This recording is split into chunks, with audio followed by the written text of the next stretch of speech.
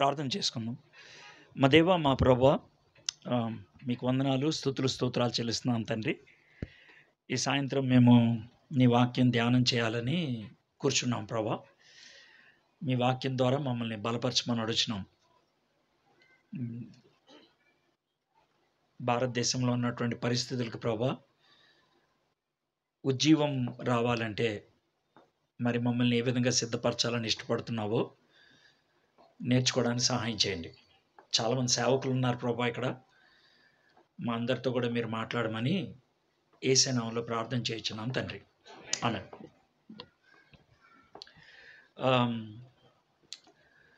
జనవరి నెలలో నేను ఒక విచిత్రమైన సన్నివేశం చూశాను. సౌండ్ బాగా తగ్గించాను. దాన్ని ఏం కెలకొద్దు, లేచిపో అక్కడి నుంచి. చాలు చాలు, ఇంకా తగ్గించే. చాలు, కూర్చో అక్కడ, చూడు, ఏం కెలకొద్దు. Right, okay. అయితే జనవరి నెలలో ఒక సన్నివేశాన్ని, విచిత్రమైన సన్నివేశం ఏంటనంటే, నేను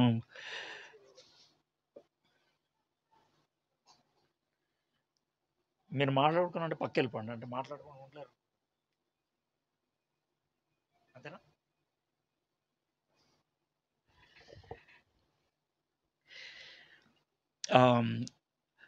నేను ఫ్లైట్లో ఎక్కాను.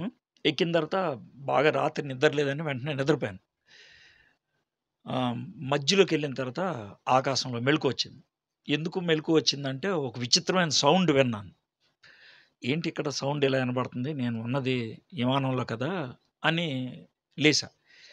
ఏంటంటే ఒక కోడిపుంజు సౌండ్ వినబడింది అన్నమాట. ఒక్కొక్క అలాగా కోడిపుంజు సౌండ్ ఏరోప్లేన్లో ఎందుకు వినబడుతుంది? చూస్తే నా పక్కన ఉన్న ఆయన ఒళ్ళో కోడిపుంజు ఉంది. పక్కనకు వచ్చిన నేను కోడిపుంజుని చూసి దానికి టవల్ చుట్టాడు. తలకాయ మాత్రం అలా బయటకు ఉంది కోడిపుంజు. నేను ఆయనకు కూడా చూశాను ఇలాగ.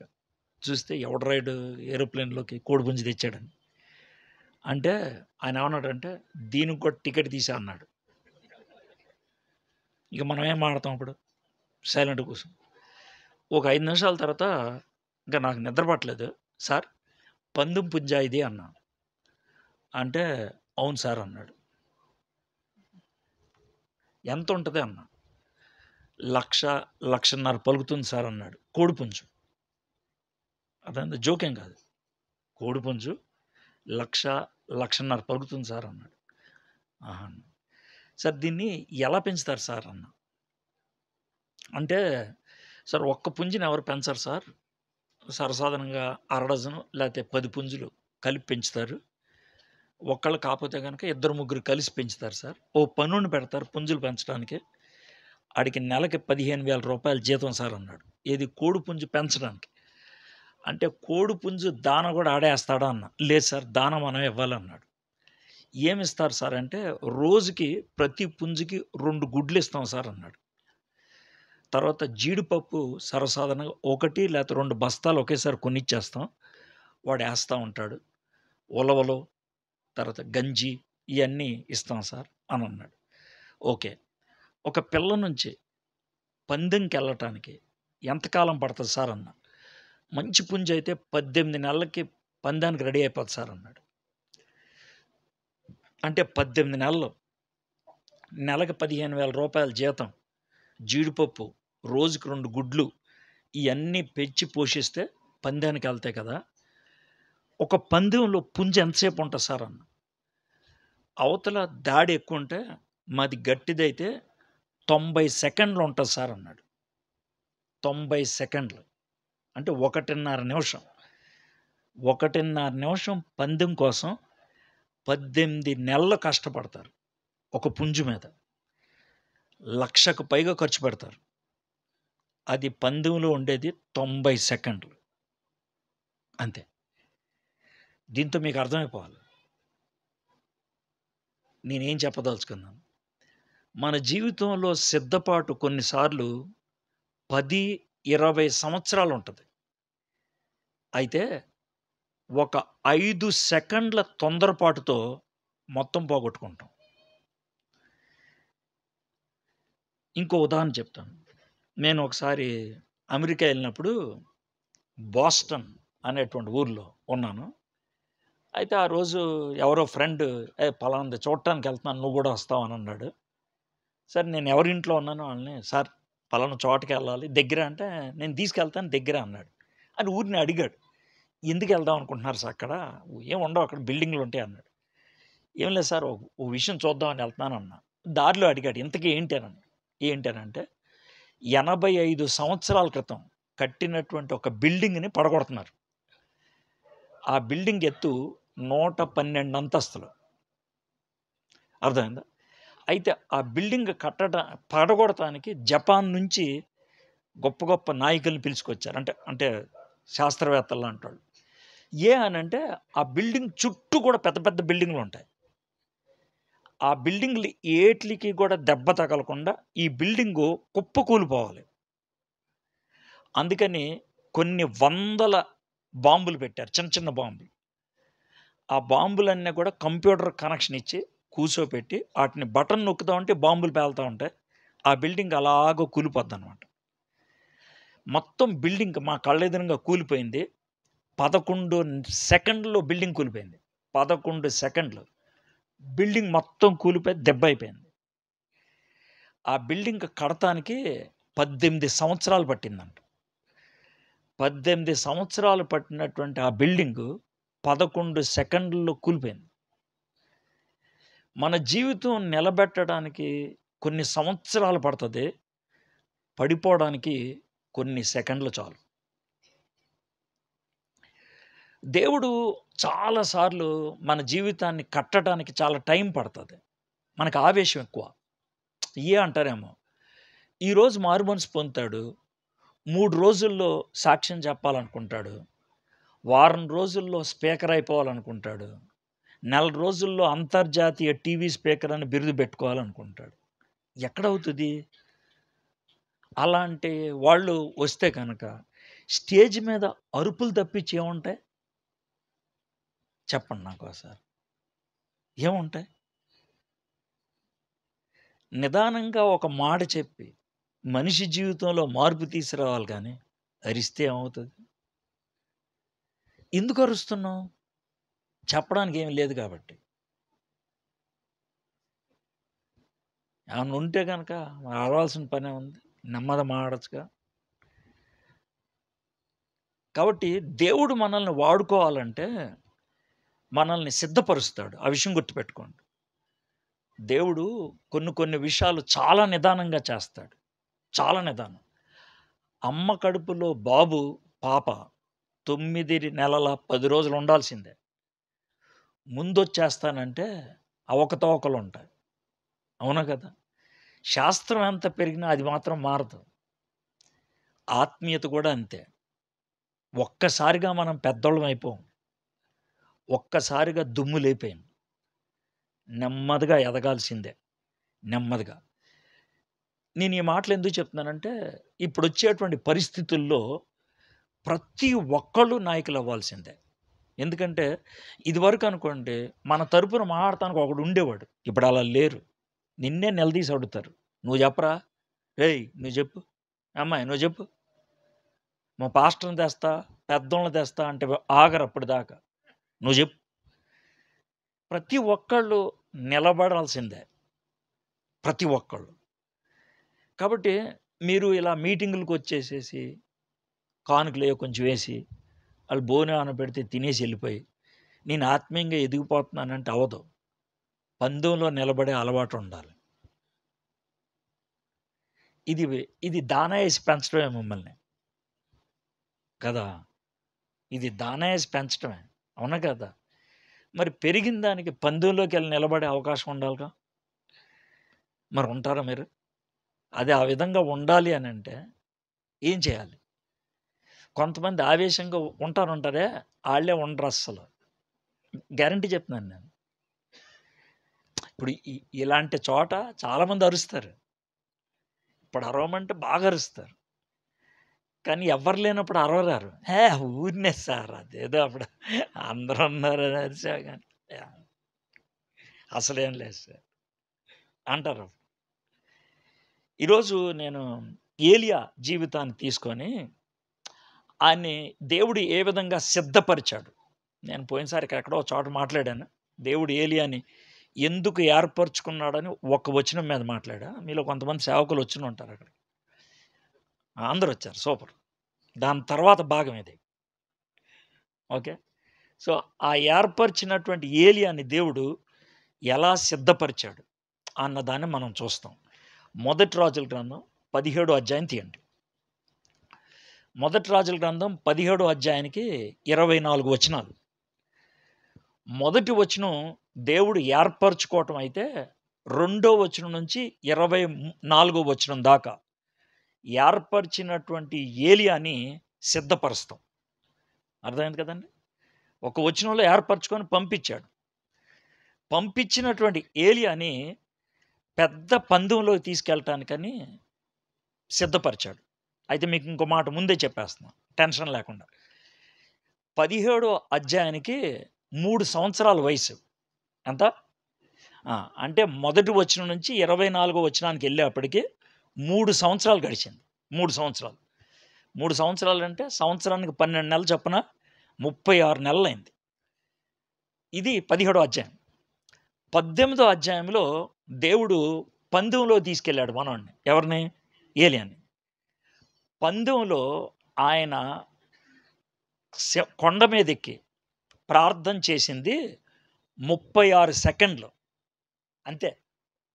36 సెకండ్లు ప్రార్థన చేశాడు. 36 నెలలు సిద్ధపరిస్తే 36 సెకండ్లు ప్రార్థన చేస్తే ప్రార్థన ముగియక ముందే ఆకాశంలోంచి అగ్ని కురిసింది. అర్థమైంది కదండి. కాబట్టి స్టేజ్ మీద మన ప్రవర్తన 2 నిమిషాలు 3 నిమిషాలు ఉంటే, స్టేజ్ కింద మన సిద్ధపాటు 2-3 నెలలు ఉంటుంది. కానీ ఈ దినాల్లో అలా ఉండదు. మారిపోయింది. అంత ఓపిక లేదు. మనకేమో పబ్లిసిటీ కావాలి ఎక్కువ. ఎక్కడవుతుంది? అవ్వదు. ఆతృత ఎక్కువ. అయితే ఈ అధ్యాయాన్ని మీరు చూసినప్పుడు సిద్ధపాటుకి ఎంత ప్రాధాన్యత దేవుడిచ్చాడు అన్నదాన్ని మనం నేర్చుకుంటాం. ఓకే. 17 అధ్యాయం మొదటి వచనం పోయినసారి చెప్పా. ఊరిని ఒకసారి రిపీట్ చేస్తా అంతే. దేవుడు ఏలియాని ఎందుకు ఏర్పరచుకున్నాడు, ఏలియాలో ఏ లక్షణాలను బట్టి దేవుడు ఏలియాని ఏర్పరచుకోగలిగాడు అంటానికి 5 విషయాలు చెప్పాను. అది చెప్పిన తర్వాత ఇప్పుడు మిగిలినట్లకి వెళ్ళిపోదాం. అంతటా గిలాదు కాపరస్తుల సంబంధియును తిష్బీయుడైన ఏలియా ఆహాబు నద్దకు వచ్చి, ఎవని సన్నిధిని నేను నిలవబడి ఉన్నానో ఇశ్రాయేలు దేవుడైన ఆ యెహోవా జీవముతోడు నా మాట ప్రకారము గాక ఈ సంవత్సరముల్లో మంచైనను వర్షమైనను పడదని ప్రకటించాను. ఇక్కడ ఏలియా 5 లక్షణాలు బట్టి దేవుడు ఏలియాని వాడుకున్నట్లు లేకపోతే ఏర్పరచుకున్నట్లు మనకు అర్థమవుతుంది. ఏంటి మొదటిదనంటే, ఏలియా పుట్టు పూర్వోత్తరాలు మనకు చెప్పల. వాళ్ళ అమ్మ నాన్న పేరు చెప్పలేదు మనకి. ఆయన వయసు ఎంతో చెప్పలేదు. ఆయనకున్నటువంటి ఆత్మీయ అనుభవం ఎంతో కూడా చెప్పలేదు. గిలాదు కాపరుస్తుల సంబంధిను తిష్బీయుడైన ఏలియా. దీంతో మనకు మొట్టమొదటి పాఠం ఏంటి అనంటే, ఇక్కడ కూర్చున్న అందరికీ కూడా చెప్పగలిగేది, దేవుడు వాడుకునేటువంటి వ్యక్తి బ్యాక్గ్రౌండ్ దేవుడు ఎప్పుడు చూడడం. అంటే వాడు అంతకుముందు ఎలాంటోడు, వాడు ఎలాంటి బతుకు బతికాడు చూడడం. కొంతమంది కూని కోరోళ్ళు అయి ఉండొచ్చు, వ్యభిచారులు అయి ఉండొచ్చు, దుర్మార్గులు అయి ఉండొచ్చు. అయితే ఈరోజు కనెక్ట్ అయిపోతే దేవుడు ఈ రోజు నుంచి వాడుకుంటాడు. సమరయ స్త్రీని అలాగే వాడుకున్నాడు కదా. కొంతమంది ఉంటారు, ఇదివరకు చాలా మహా గొప్ప గొప్ప కార్యాలు చేసిన వాళ్ళు, కానీ ఈరోజు వాళ్ళ కనెక్షన్ లేదనుకోండి, దేవుడు వాడుకోలేడు. సంసోన్ అలాగ వాడుకోలేకపోయాడు, సౌల్ని అలాగ వాడుకోలేకపోయాడు. కనెక్షన్ పోయింది. అంతకుముందు గొప్ప గొప్ప కార్యాలు చేసిన వాళ్ళే. కాబట్టి ఇక్కడ కూర్చున్నటువంటి మీరు ఈ 2 రకాలు ఉంటారు. మీలో కొంతమందికి మంచి బ్యాక్గ్రౌండ్ లేదు. సార్ నాకు చదువు లేదు సార్, నేను మా ఒక్కదాన్నే లేకపోతే ఒక్కడనే మారు మనసు పొందాను సార్. పర్లేదు, నువ్వు దేవుడితో కనెక్ట్ అయి ఉంటే దేవుడు నిన్ను వాడుకుంటాడు. కొంతమంది సార్ మేము 4-5 తరాల నుంచి గొప్ప పరిచయం చేసాం, చేసి ఉండొచ్చు, నేను కాదని అంటలా. అయితే ఈరోజు నువ్వు దేవునితో సరిగ్గా ఉన్నావా లేదా, లేదా వాడుకోలేడు. ఇది మొదటి పాఠం ఏలియా నుంచి. రెండోది, ఏలియా ఆహాబ్ ముందు అంత ధైర్యంగా ఎలా మాట్లాడగలిగాడు అంటే, మనోడికి బ్యాక్గ్రౌండ్ ఏంటో మనకు తెలియదు, ఎలాంటోడో తెలియదు. అంత ధైర్యంగా ఎలా మాట్లాడేసేయగలిగాడు? దానికి ఏలియాని అడిగితే ఏమని చెప్తాడంటే, అయ్యగారు నాకు ఒక అలవాటు ఉంది. ఆ అలవాటుని బట్టి నాకు ధైర్యం వచ్చేసింది అంటాడు. ఏంటి అలవాటు అంటే, రోజు నేను రాజులకు రాజు, ప్రభువులకు ప్రభువు ముందు నిలబడతా. ఎవరు సార్ ఆయన అంటే, మా దేవుడు. ఇశ్రాయేల్ దేవుడని యెహోవా. రోజు ఆయన సన్నిధిలో నేను నిలబడతా. సో, అంత పెద్దాయన ముందు నిలబడే అలవాటు నాకుంది కాబట్టి, ఇంకెవరి ముందు నిలబడినా కూడా నాకంత గొప్పగా అనిపించదు. వీళ్ళు చిన్న చిన్నోళ్ళు. పెద్దోళ్ళు పరిచయం ఉన్నప్పుడు ఇంకేందేముంది. కాబట్టి ఇది రెండోది. కాబట్టి ఇక్కడున్న ప్రతి ఒక్కళ్ళు కూడా చెప్పగలిగేది ఏంటంటే, సార్ నాకు డబ్బు లేదు, నాకు హోదా లేదు, నాకు మంచి బట్టలు లేవు, నాకు కారు లేదు అంటే అయ్యేం కాదు. దేవుడితో కలిసే అనుభవం ఉందా? రాజులకు రాజు, ప్రభువులకు ప్రభు. అప్పుడు నువ్వు ఎవరి ముందైనా నిలబడగలవు. ఇది రెండోది. ఇక మూడోది, ఎవని సన్నిధిని నేను నిలబడి ఉన్నాను. ఎవని సన్నిధి ఎందుకన్నాడు ఆ మాట? నిలబడింది అహాబు ముందు కదా! ఎవని సన్నిధి అని ఎందుకన్నాడంటే, ఏలియాకున్న అలవాటు ఏంటంటే ఎక్కడికెళ్ళినా కూడా దేవుడిని తీసుకెళ్తాడు. ఎక్కడికెళ్ళినా. ఇప్పుడు ఆహాబు గారితో మాట్లాడుతున్నా, ఆహాబు గారి పక్కన ఎవరున్నారు? దేవుడున్నాడు. అందుకే ఆయనకి ధైర్యం వచ్చేసింది. మనలో కొంతమంది ఏమంటారంటే, నువ్వు రావా? నాకు ఒక్కదానికే ఎళ్తానికి భయం అని అంటారు. నాకు ఒక్కడికే ఎళ్ళటానికి భయం. మాట్లాడేది ఈళ్ళే. కానీ పక్కన ఆళ్ళుండాలి. సో, అదే విధంగా మనం ఆ మాట దేవుడితో చెప్తే ఎంత బావుంటది. దేవా! నువ్వు రావా నాతో పాటు? మనం ఈ ప్రపంచంలో ఎవరినడిగినా వస్తానని చెప్పొచ్చు, రానని చెప్పొచ్చు. కానీ దేవుడిని అడిగితే రాను అని చెప్పడాయన. పరిగెత్తుకుంటూ వచ్చేస్తాడాయన. నేను నీతో పాటు వస్తా అని అంటాడు. ఇది మూడో లక్షణం. మొదటిది గతంతో సంబంధం లేదు. నువ్వు ప్రస్తుతం కనెక్షనే ఉన్నావో లేదు. రెండోది ఎక్కడికెళ్ళినా దేవుడిని తీసుకెళ్ళటం. మూడోది ఆయన రెండోది దేవుని ఎదురు నిలబడటం. మూడోది దేవుడిని తీసుకెళ్తాం. నాలుగోది ఇశ్రాయేలీయుల దేవుడైన ఆ యెహోవా జీవము తోడు. ఆయన ఐడీ కార్డ్ ఎప్పుడు కూడా యెహోవా దేవుడు. నా గుర్తింపు కార్డ్ ఇది. మనకు కూడా యేసుప్రభు మన గుర్తింపు కార్డ్ అయ్యేవాడు. ఇక లాస్ట్ వన్. ఈ సంవత్సరముల్లో నా మాట ప్రకారము గాక ఈ సంవత్సరముల్లో మంచైనను వర్షమైనను పడదని ప్రకటించాను. దేవుడిలాగా మాట్లాడేశాడు. నా మాట ప్రకారం అనేసి. ఎందుకన్నాడు ఆ మాట? దేవునితో ఎప్పుడైతే మనం మమేకమైపోతాం, కలిసిపోతామో, దేవుని మాటే మన నోటెమ్మట వస్తది. యెహోవా జీవము తోడు, లేకపోతే యెహోవా వాక్కు. దేవదూతలొచ్చి చెప్పినప్పుడు కూడా అలాగే చెప్పారు.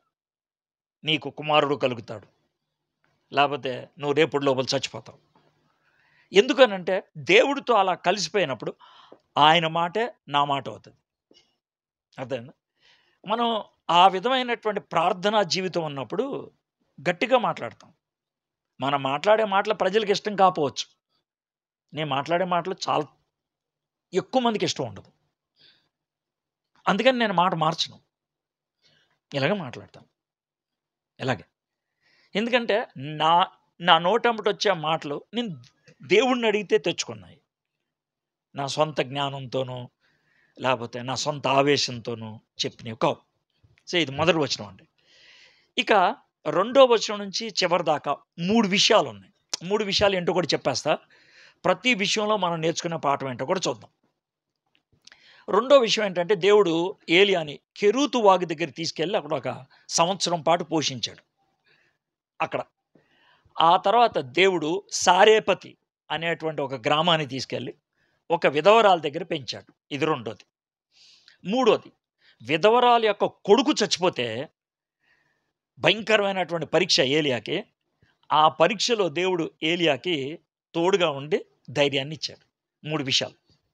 కెరూతు వాగు దగ్గరికి వెళ్ళటం, సారేపతి విధవరాల దగ్గరికి వెళ్ళటం, వాళ్ళ కొడుకు చచ్చిపోతే కనుక బతికించడం. ఈ 3 సన్నివేశాలు ఎక్కడున్నాయి. ఈ 3 సన్నివేశాలు మనం చదువుతాం. చదివే కొద్దీ పాఠాలు నేర్చుకోవడానికి ప్రయత్నం చేస్తాం. ఓకే. ఇప్పుడు మనం ఆలోచిద్దాం. మొదటి వచనం దేవుడు ఏలియా మాట్లాడుకుంటున్నారు అనుకుందాం. ఏలియా నువ్వు ఆహాబు దగ్గరికి వెళ్ళాలయ్యా, ఇలా చెప్పాలి. నా మాట ప్రకారం గాక ఈ సంవత్సరాల్లో మంచైనను వర్షమైనను పడదు అని చెప్పాలి అని అన్నాడు. అంటే సరే ప్రభా కొంచెం భయంగా ఉంది. భయం ఏమక్కర్లా, నేను వస్తాను నీతో పాటు. నువ్వు చెప్పు. దేవుడు ఇలాగా మాట్లాడాడు అనుకుందాం. అయితే సరే ప్రభా వెళ్తున్నాను, చిన్న దీవెనిచ్చేయి వెళ్తాను అని అంటే, ఇంక వెళ్ళు ధైర్యంగా వెళ్ళు అని అన్నాడు. ఓ 2 అడుగులు వేసిన తర్వాత వెనక్కి తిరిగి ఉంటాడు ఏలియా. ఏమైంది మళ్ళీ వెనక్కి తిరిగా అంటే ఒక చిన్న డౌట్ వచ్చింది నాకు. ఏం డౌట్ అండి? ఇప్పుడు నేను అలాగా ఆహాబుతో చెప్పాను అనుకో, నా మాట ప్రకారము గాక వర్షమైనను మంచైనను కురద అని చెప్పాననుకో, అప్పుడు ఏం జరుగుద్ది? జెజబేల్ వచ్చి నన్ను చంపేస్తదా? ఆహాబు తీసుకెళ్ళి నన్ను జైల్లో పడేస్తాడా? ప్రజలంతా నన్ను రాళ్ళతో కొట్టి చంపేస్తారా? లేపోతే ఆకాశం నుంచి దేవదూతలు వచ్చి నన్ను తీసుకొని వెళ్ళిపోతారా? ఆ తర్వాత ఏమవుద్ది? నేను ఎళ్లి చెప్పేస్తా. తర్వాత ఏమవుతది? అంటే దేవుడు నేను చెప్పను. నేను చెప్పను. అదేంటి ప్రభా! నీకు తెలీదా? నాకు తెలుసు ఏం జరుగుద్దో. కానీ నేను చెప్పను. ఎందుకు చెప్పవు? చెప్తే నీకు నా మీద విశ్వాసం ఉన్నట్లు గాదు. నువ్వేం జరుగుద్దో చెప్పు అప్పుడు నేను చేస్తానంటే ఎక్కడవుద్ది? మీలో చాలామంది ఇప్పుడు అదే స్థితిలో ఉన్నారు. దానికి మీరు అనేటువంటి మాట ఏంటో చెప్తాను. ఏమంటారు? సార్ ఏం అర్థం కావట్లేదు సార్. అంటే అర్థం కావట్లేదంటే ఏంటంటే, ఆడికెళ్ళిన తర్వాత ఏం జరుగుద్దో తెలిస్తే అర్థమైనట్టు అనమాట. ఏం అర్థం కావట్లేదు సార్. అందుకని ఏం నిర్ణయం తీసుకోలేకపోతున్నాను. నువ్వు ఆల్రెడీ నిర్ణయం తీసుకున్నావు ఎళ్ళకూడదని. తీసుకోలేకపోతున్నాను మళ్ళీ రెండో అబద్ధం. ఇప్పుడు నీకు అర్థమవుతుంది కదా! పక్కా అర్థమవుతుందా? సెట్ అయిపోయిందా మీకది? అంటే విషయం ఏంటనంటే, నేనెళ్తే ఏం జరుగుద్దో వరుసగా చెప్పేసారనుకో అప్పుడు నేనెళ్ళిపోతా. ఇప్పుడెలా ఉంటదంటే షడ్రక్, మెషక్, అబేద్నెగో దేవుడు షడ్రక్ ధైర్యంగా ఏం కాదు అని చెప్పి ప్రభు మరేమవుద్ది? ఏం కాదు అగ్నిలోకెళ్తారు కదా! కాలకుండా నేను చేస్తా అని అన్నాడనుకో దేవుడు. ఈళ్ళెళ్ళటం పెద్ద విషయమా? చెప్పండి నాకు విషయమా? దానియేలు చెవులో టెన్షన్ పడదా? ఓరి సింహాలు చాలా ఉంటాయి. సింహాలేంటి నేను నోరు కట్టేస్తాను ముందే. నువ్వు రాకముందే దేవదూతలు కట్టేస్తా. అవునా? నేను ఎళ్ళిపోతానులే అయితే. ఇప్పుడు దానికి గొప్పేముంది? గొప్పేముందంటున్నా. ఇప్పుడు నువ్వు అడిగేదేంటి తెలుసా? సింహాలు కట్టేస్తారా లేదా? మంట ఆరిపోద్దా లేదా? నేను దూకితే పట్టుకుంటారా లేదా? అయి చెప్తే అప్పుడు విశ్వాసంతో నిర్ణయం తీసుకుంటాను. దాని తొక్క విశ్వాసం ఏముంది? ఇప్పుడు నీకు అర్థమైందా? సో, దేవుడు మనల్ని ఏమంటాడంటే, నీకు నా మీద నమ్మకం ఉంటే రా. ఆ తర్వాత ఏం జరుగుద్దో నాకు తెలుసు. నీకు తెలీదు. నాకు తెలుసు కాబట్టి నువ్వు రా. ఇప్పుడు సార్ గారు నాతో పాటు ఒక ఆయన పంపించాడు. తీసుకురావడానికని. ఆయన పేరేంటి సతీష్‌ని పంపించాడు. సతీష్ అని ఆయన వచ్చాడు. ఎవరో డ్రైవర్ గారు వచ్చారు. 2 నిమిషాల్లో నాకు అర్థమైందేంటంటే, డ్రైవర్ గారు మన జాతి కాదు. సతీష్ మన జాతి అని. అంటే జాతి అంటే వేరుగా అనుకోవద్దు అని అర్థమైంది. అయితే నేను ఇక్కడికొచ్చాడప్పుడు టెన్షన్ ఏం పడట్ల. నా దారి నేను పని చేసుకుంటున్నా. ఎందుకో తెలుసా? దారి తెలిసిన సతీష్ కారులో ఉన్నాడుగా. దారి తెలిసిన సతీష్ కారులో ఉన్నాడుగా. నేనెందుకు టెన్షన్ పడాలా? నేను టెన్షన్ పడాల్సిన అవసరంలా. అదే విధంగా దారి తెలిసిన దేవుడు నీతో ఉంటే నువ్వెందుకు టెన్షన్ పడతావు? చప్పట్లో కొడతాం ఏ ఎదవైనా చేస్తాడు. పెద్ద విషయం కాదు.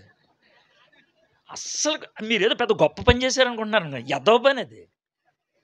మీరు ప్రశ్నించుకోవాల్సిందేంటంటే నేను అలా ఉంటున్నానా లేదా అని. చప్పట్లు కొట్టేస్తే మనల్ని ప్రజలు చూస్తూ పోయాడు గొప్ప విశ్వాసి అదా? కాదు. విశ్వాసి హడావిడి ఏం చేయడు. చాలా సైలెంట్‌గా ఉంటాడు. విషయం గుర్తుపెట్టుకోండి. కాబట్టి నేను నమ్ముతున్నానా దేవుడిని లేదా అని. సార్ అది సీనియర్ విశ్వాసులను అడుగుతారు సార్. కొత్తోళ్ళని అడగరు సార్ అని అనుకుంటారు. కొత్తోళ్ళని అడుగుతారు లేదో మీకు చెప్తా. ఒక వచనం చూపిస్తా. అపోస్తుల కార్యం 9దో అధ్యాయం 6 వచనం. అంటే 1, 2 వచనాలు చూపిస్తే దేవుడు అంటే ఎవరికైనా ఇదే పరిస్థితా? ఎవరికైనా ఇదే బాప్తా? అనేది అర్థమవుద్ది. అపోస్తుల కార్యం 9దో అధ్యాయం 6 వచనం. విషయం ఏంటనంటే అవసరంలా మనకు మైక్ ఇచ్చారు. లైట్ ఒకటిచ్చారు. బైబిల్ ఒకటుంది. నేను చదువుతా. నాకు పెట్టిందే ఆ పని. మీరు వినండి చాలు. మీ పని వినటం నా పని ఏమది. నేను కుక్క, మీరు గాడిద.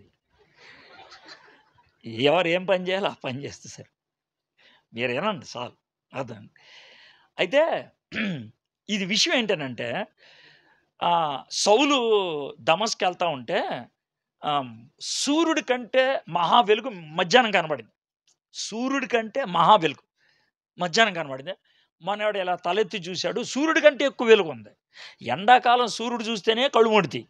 సూర్యుడి కంటే ఎక్కువ వెలుగు చూస్తే కళ్ళు మండుతాయిగా. మనోడు కళ్ళు పోయాయి. కళ్ళు పోయి పడిపోయాడు కింద. పడిపోయి "ఎవరు నువ్వు?" అన్నాడు. "నేను యేసుని" అని అన్నాడు. ఆ తర్వాత యేసు సౌలుతో అన్న మాట 6వ వచనం అన్నమాట. చదువుతాను చూడండి. "లేచి పట్టణంలోనికి వెళ్ళుము. లేచి నాయనా పట్టణంలోకెళ్ళు." ఏ పట్టణంలోకి? దమస్కు దగ్గరికొచ్చావుగా ఎళ్ళు. అప్పుడు మనోడు అడగాల్సిన పని ఏంటంటే, ఎళ్తే ఏం జరుగుద్ది? అది మనోడు అడగాల్సిన పని. ఎవరు? సౌలు. ఏం చెప్పాడో చూద్దాం. అక్కడ ఎక్కడ? పట్టణంలోకెళ్ళిన తర్వాత. ఎక్కడ? అక్కడ. ఆ! అక్కడ నువ్వు ఏం చేయవలనో అది నీకు తెలపబడును. ఎక్కడ? అక్కడ. ఎక్కడ? అక్కడ. ఇక్కడ కాదు. మనమేమంటాం? ఇక్కడ చెప్పు అప్పుడు అక్కడికెళ్తా అంటాం. ఇప్పుడు నీకు అర్థమైంది కదా! నువ్వు ఇక్కడ చెప్తే నేను అప్పుడు అక్కడికెళ్తా. అహ్, ఆ! నా పద్ధతి అది కాదు. నీకు నా మీద నమ్మకం ఉంటే వచ్చేయి. అక్కడ చూసుకుంటాను నేను. ప్రభువా నువ్వు చూసుకుంటావో లేదో అంటే దాన్ని అపనమ్మకం అంటారు. మనోళ్ళు దాన్ని కవరింగ్ అనమాట. ప్రభువా నువ్వు మంచోడివి గానీ నేను ఉంటానో లేదో అనంటే అది కూడా ఇదే. నువ్వు వేస్ట్ గాడివని నాకు తెలుసు. అయితే ఈ వేస్ట్ గాడిని నడిపించేవాడు వేస్ట్ గాడు అనుకుంటే ఎలాగా? అర్థమైందా? కాబట్టి నీకు నా మీద విశ్వాసం ఉందంటానికి ఇది మొదటి మెట్టు. నేను చెప్పిన దగ్గర రా అప్పుడు పని జరుగుద్ది. దేవుడు ఎప్పుడు కూడా అదే అంటాడు. మీలో చాలామంది ముందుకెందుకు ఎళ్ళట్లేదనంటే మీకు విశ్వాసం లేదు కాబట్టి. మీరు విశ్వాసం అంటే ఏమనుకుంటారంటే స్టేజ్ ఎక్కి హల్లెలూయా అని చెప్తే విశ్వాసం అనుకుంటారు. నేను తప్పంట్లా. కానీ అది కాదు విశ్వాసం. ఇలాంటి మీటింగ్‌కి మీరు జాగ్రత్తగొచ్చి కూర్చొని వాక్యం వినిస్తే అది విశ్వాసం అనుకుంటారు. నేను కాదనట్లా. అది మంచిదే. కానీ అది కాదు విశ్వాసం. విశ్వాసం అనంటే ఏమీ లేనప్పుడు గూడా నిలబడగలగటం. దేవుడు ఏమంటున్నాడంటే నువ్వు ఆడికెళ్ళు. తర్వాత ఏం జరుగుద్దో చూస్తా. ఇది ఇలాగే కాదు. చాలామందికి చెప్పాడు. ఇప్పుడు అబ్రాహాం గారు ఉన్నారనుకో, "అయ్యా లేసి నేను చూపిచ్చే దేశానికి రా" అనన్నాడు. అనంటే అది ఎలా ఉంటది? ఎక్కడుంటది? ఎన్ని ప్రశ్నలు అడిగాడో. చివరికి అబ్రాహాం గురించి ఏమి రాశారో చూద్దాం. హీబ్రీయులకు రాసిన పత్రిక 11 అధ్యాయం 8 వచనం. హీబ్రీయులకు రాసిన పత్రిక 11 అధ్యాయం 8 వచనం. అబ్రాహాము పిలువబడినప్పుడు విశ్వాసమును బట్టి ఆ పిలుపునకు లోబడి. దేన్ని బట్టి? విశ్వాసమును. తాను స్వాస్థ్యముగా పొందనేన్న ప్రదేశమునకు. అంటే నాకు అక్కడ గ్యారంటీగా ఉంది అని నమ్మకం ఉంది. స్వాస్థ్యం. మనకు ఒక ప్రాపర్టీ ఉంది అక్కడ. బయలు వెళ్ళాను. అంటే ప్రాపర్టీ ఉందని ఎళ్ళాడు. కానీ చివరి సెంటెన్స్ చూడండి. మరియు ఎక్కడికి వెళ్ళవలెనో అది ఎరుగక బయలు వెళ్ళాను. ఏమయ్యా ఎక్కడికెళ్తాం? మనకు ఆడ ప్రాపర్టీ ఉంది. అవునా? ప్రాపర్టీ ఉందా? డాక్యుమెంట్లు ఉన్నాయా? లేవు. పోనీ ఊరి పేరు తెలుసా? తెలీదు. ఈడెవడు పిచ్చోడు. ఊరి పేరు తెలీదంట. ప్రాపర్టీ ఉందంట ఈయనకి. స్వాస్థ్యం. ఆస్తి ఉందంట. ఆ! ఈ ఊరి పేరు తెలీదు. ఇదండి అబ్రాహాం గురించి. దాన్ని విశ్వాసం అంటారు. అర్థమైందా? ఇంకోటి చెప్తాను. ఈ 8వ వచనం చూసారు కదా! ఏది హీబ్రీ 11 దాని పైన వచనం. అయితే జాగ్రత్త వినండి. విషయం ఏంటనంటే వర్షం అనేది మొదట్లో ఉండేది కాదు. వర్షం అంటే ఏంటి? పైనుంచి నీళ్లు పడితే అయి ఉండేవి కావు ఇదివరకు. ఉండేవి కావు. ఫస్ట్‌లో వర్షం ఉండేది కాదు. దేవుడు ఈ భూమి ఆకాశాలను సృష్టించినప్పుడు వర్షం ఉండేది కాదు. సార్ మరి చెట్లు ఎలా బతుకుతాయి సార్ అంటే కింద నుంచి నీళ్లొచ్చాయి. ఇప్పుడు ఎందుకు రావట్లేదంటే ఏం చేస్తాం? పాపం ఎక్కువైపోయినాయి. నీళ్లు ఆగిపోయినాయి. రావట్ల. ఇప్పుడు అలాగే ఉండేది. అయితే అసలు కింద నుంచి నీళ్లొచ్చాయి, పైనుంచి వచ్చేవి కావు. అయితే ఇలాంటి ఒక కొండ ప్రాంతంలో ఒకాయన పడవ కడుతున్నాడు. "రేయ్! ఏం కడుతున్నారిక్కడ? పడవ. పిచ్చోడా ఇక్కడేం కడతావేంట్రా? సముద్రం పక్కన కట్టాలి గానీ. లేదు ఇక్కడికే నీళ్లొస్తాయి." ఎలా వస్తాయిరా నీళ్లు? పైనుంచి వస్తాయా? మెంటలారా నీకు నీళ్లు పైన ఉంటారా? నీళ్ళెక్కడ ఉంటారా? కింద నుంచి వస్తాయి గానీ నీళ్ళు పైనుంచి రావడం ఏంట్రా? లేదు పైనుంచి వస్తాయంట. ఏ? పైన తూములున్నాయంట. దేవుడు ట్యాప్ ఇప్పుతాడంట. ఆయన అన్న మాట ఇదే. నేను సరదాగా ఏమనట్లా. తూములున్నాయంట పైన. దేవుడు ట్యాప్ ఇప్పుతాడంట వస్తాయంట. ఈడు మెంటలోడురా బాబు. అని ఒక్కరోజు కాదు, 2 రోజులు కాదు. 100 సంవత్సరాలు ఏడిపిచ్చారు. ఎంతకాలం? ఆ! 100 ఏళ్ళు పట్టింది ఆయనకి పడవ కడతానికి. 100 ఏళ్ళు. ఆయన్నే నోవహు అంటారు. 7వ వచనం చూడండి, ఇందాక అది హెబ్రీ 11:7. విశ్వాసమును బట్టి నోవహు అది వరకు చూడని, అంటే అంతకుముందు వర్షం అంటే ఏంటో తెలియదు, నోవహుకు కూడా తెలియదు, కానీ చెప్పేశాడు అంతే. అది వరకు చూడని సంగతులను గూర్చి దేవుని చేత హెచ్చరింపబడి భయభక్తులు గలవాడై తన ఇంటి వారి రక్షణ కొరకు ఒక ఓడను సిద్ధపరచను. తెలియదు వర్షం అంటే ఏంటో, దేవుడు చెప్పాడు, చేసాడు అంతే. కాబట్టి గుర్తుపెట్టుకోండి, దేవుడు మనలో అలాంటి విశ్వాసం పుట్టించాలని ఇష్టపడతాడు, అప్పుడే వాడుకోగలడు. దేవుడు మనల్ని వాడుకోవాలంటే దేవుడి మీద మనకేముండాలా? మనల్ని దేవుడు వాడుకోవట్లేదంటే మనకేమి లేదని అర్థం, అతి విషయం. సార్ నేను చర్చిలకు వస్తున్నాను కదా, మీటింగులకి వస్తున్నాను కదా, తర్వాత ఇలాంటి కూడుకులకు వస్తున్నాను కదా అంటే వస్తున్నారు. దీన్నే స్విమ్మింగ్ పూల్ అంటారు. స్విమ్మింగ్ పూల్లో ఏం చేస్తాం మనం? ఈత నేర్చుకుంటున్నారు అంతే. మీకు ఈత ఇంకా రాలా, వస్తే చెరువులో పడేయచ్చు, మిమ్మల్ని వస్తే నదిలో పడేయచ్చు. అర్థమైంది కదండి? మిమ్మల్ని చెరువులోను నదిలోను ఎందుకు పడలేకపోతున్నాం, ఎందుకు మీటింగులకే పరిమితం అయిపోతున్నారంటే మీరు స్విమ్మింగ్ పూల్ అంతేనండి, ఈత కొట్టేవాళ్ళు అంతే. స్విమ్మింగ్ పూల్ ఈత వచ్చు మీకు, అంతే. మీకు విశ్వాసం లేదని అంటలా, కానీ మీ విశ్వాసపు లెవెల్ ఎంత అంటే స్విమ్మింగ్ పూల్ వరకే, చెరువు దాకా కాదు, నది దాకా కాదు. కాబట్టి ఇక్కడ మీరు తర్బీదైతే, విశ్వాసం వస్తే దేవుడు అక్కడ వాడుకుంటాడు. ఇది పాఠం. దేవుడు ఎవరినైనా సరే తర్బీదు చేసి వాడుకుంటాడు. శిష్యులు ఉన్నారనుకోండి, పిలిచాడు, రండ్రా, 3.5 సంవత్సరాలు తనతో ఉంచుకొని అప్పుడు వాడాడు. అవునా కదా? సౌలు దమస్కెళ్ళి ఇదేగా 3 ఏళ్ళు ఎవ్వరికి కనబడకుండా దేవుళ్ళు ఎదిగిన తర్వాత అప్పుడు పరిచర్లోకి వచ్చాడు. అవునా కదా? యేసుప్రభువు వారు బాప్తీసం అయిపోయిన తర్వాత 40 రోజులు ఎవ్వరికి కనబడకుండా ఎరికో అరణ్యంలోకి వెళ్ళిపోయి ఆ తర్వాత పరిచర్లోకి వచ్చాడు. అవునా కదా? ఎవరికైనా అంతే, ఎవరికైనా అంతే. కాబట్టి నేనేమంటున్నానంటే, కంటికి కనబడకుండా, ఇంకో చెవికి వినబడకుండా దేవుడితో నువ్వు గడిపే సమయం ఎంత? చూపించుకుంటూ చేస్తే చాలా ఉంటుంది, చాలా ఉంటుంది. స్టేజ్ మీదకి వచ్చి ప్రార్థన చేయమంటే ఎంత పొడుగు చేస్తారు. వాడిని నిలదీసి, రేయ్ అబద్ధం ఆడావా, లేపు పడేస్తా.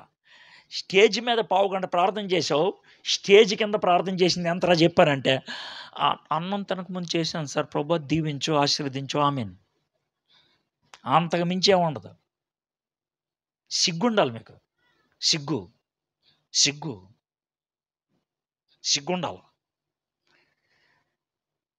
దేవునితో ఒంటరిగా గడపడం నేర్చుకుంటే విశ్వాసం అనేది పెరుగుద్ది. సరే చూద్దాం, ఇప్పుడు 2వ వచనంకి వద్దాం. ఏది?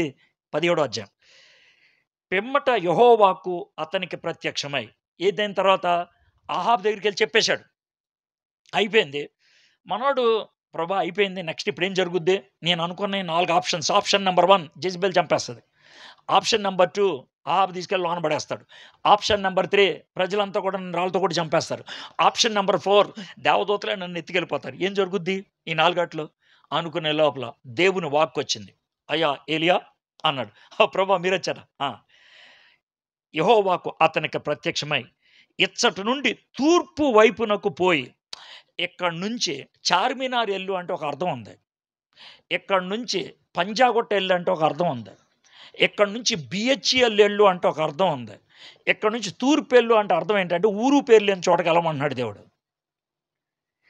దేవుడు డైరెక్షన్ చెప్పాడు, డెస్టినీ చెప్పలేదంటే, గమ్యం చెప్పలేదు.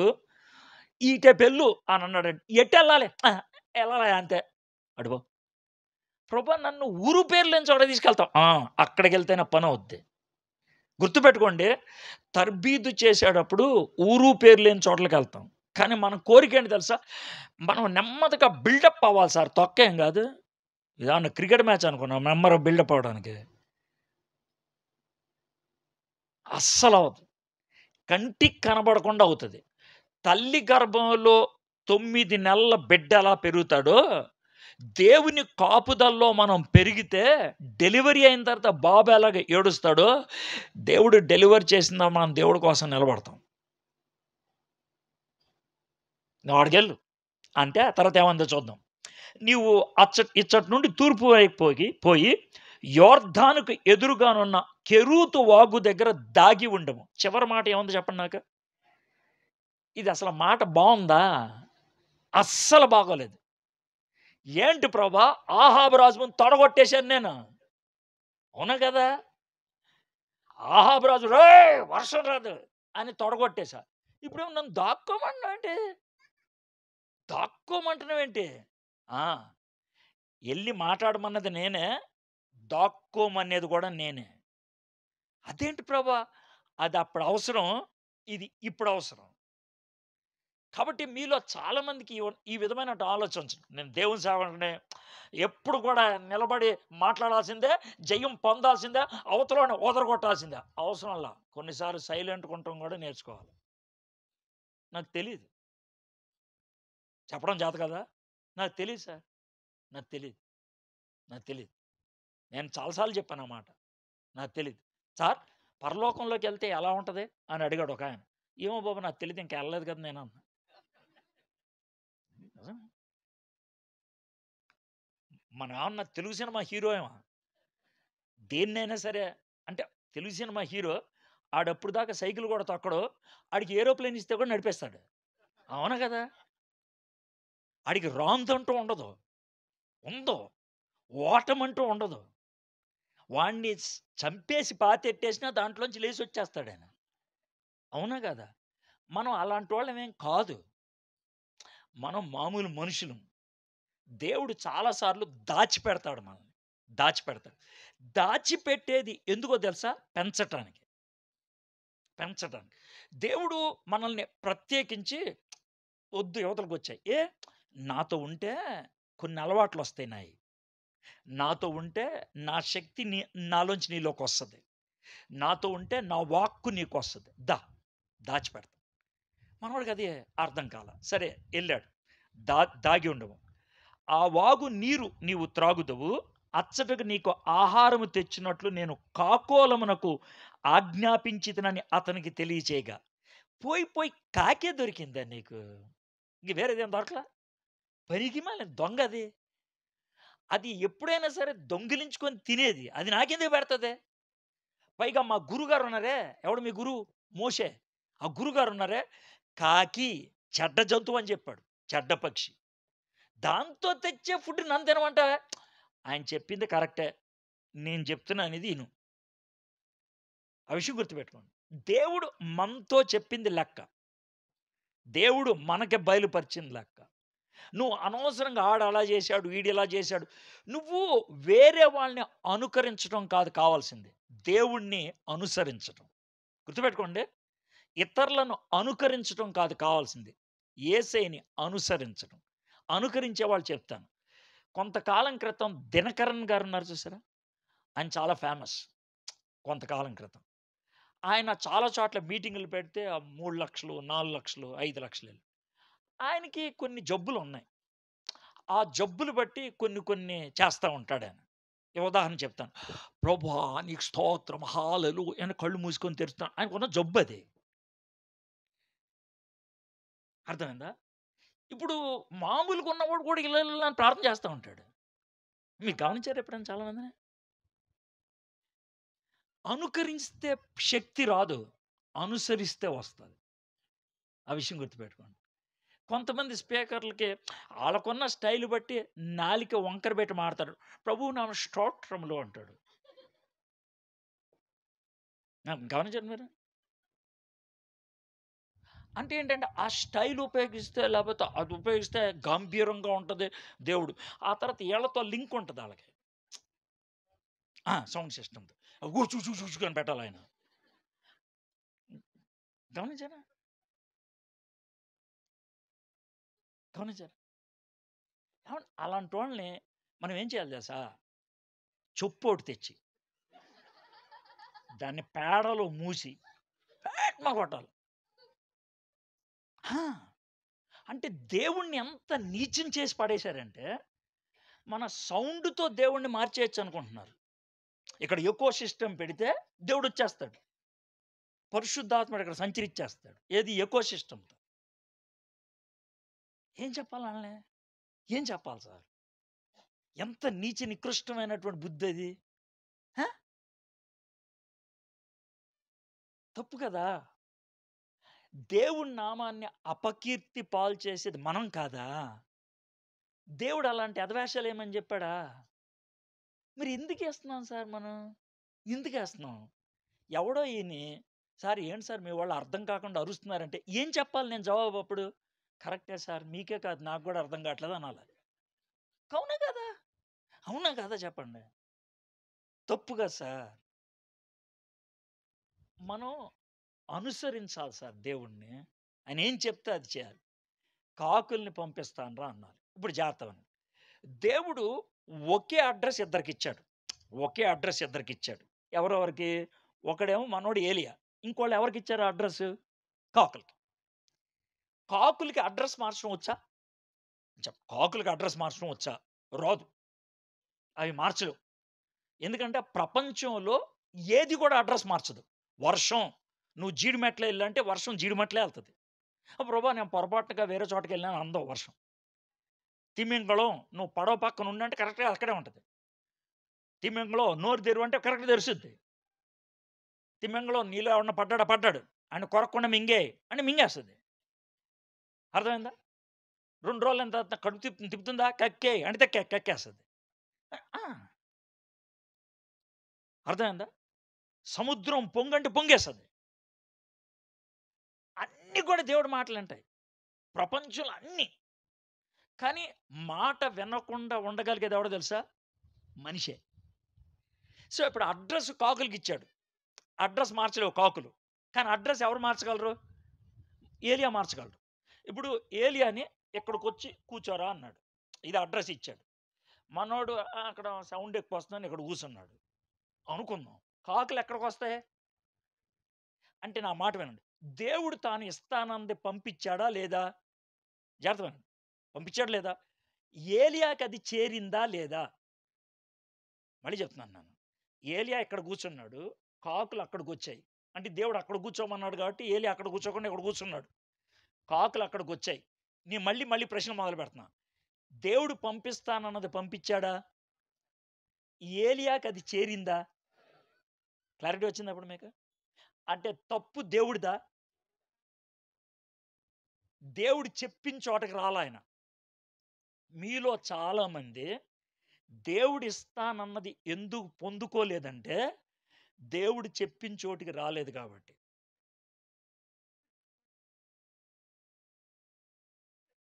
దేవుడు ఇస్తాడు. ఇస్తాడు. కానీ ఇచ్చేదానికి ముందు షరతు పడతాడు. నువ్వు అడుగు నేనిస్తా. నువ్వు తట్టు నేను తీస్తా. నువ్వు దూకు నేను పడిపోకుండా చేస్తా. నువ్వు వెళ్ళు నేను నాదుకుంటా. నువ్వు ఆ ముందుది చేయలేదనుకో, దేవుడు చేసేది నీకొస్తదా? రాదు. ఇప్పుడు ఈ ఫ్యాన్ ఆగిపోయిందా? అయిపోయిందా? ఎందుకు ఆగిపోయింది? కదా! ఈ ఫ్యాన్ రావాలండి. ఫ్యాన్ రా అంటే వస్తదా? ఫ్యాన్ రాలో వస్తదా? నేను పెట్టుకుంది అది కాదు. నేను ఇది నొక్కితే ఫ్యాను. బాస్. ఇది నేను తయారు చేసుకుంది. ఫ్యాను స్విచ్ నొక్కితే తిరగాలని. దేవుడు కూడా అలాగే ఒక సిస్టమ్ పెట్టాడు. ఏంటా సిస్టము? ప్రార్థన అనే స్విచ్ నీకిచ్చా, నువ్వు నొక్కు జవాబు అనే లైట్ నేను ఎలుగుతా. అర్థమైంది కదండీ! స్విచ్ ఎవడి చేతిలో ఉంది? నీ చేతిలోనే. నువ్వు స్విచ్ నొక్కకుండా ఎలగట్లేదు సార్ నా బతుకంటే దానికి ఎవడేం చేస్తాడు?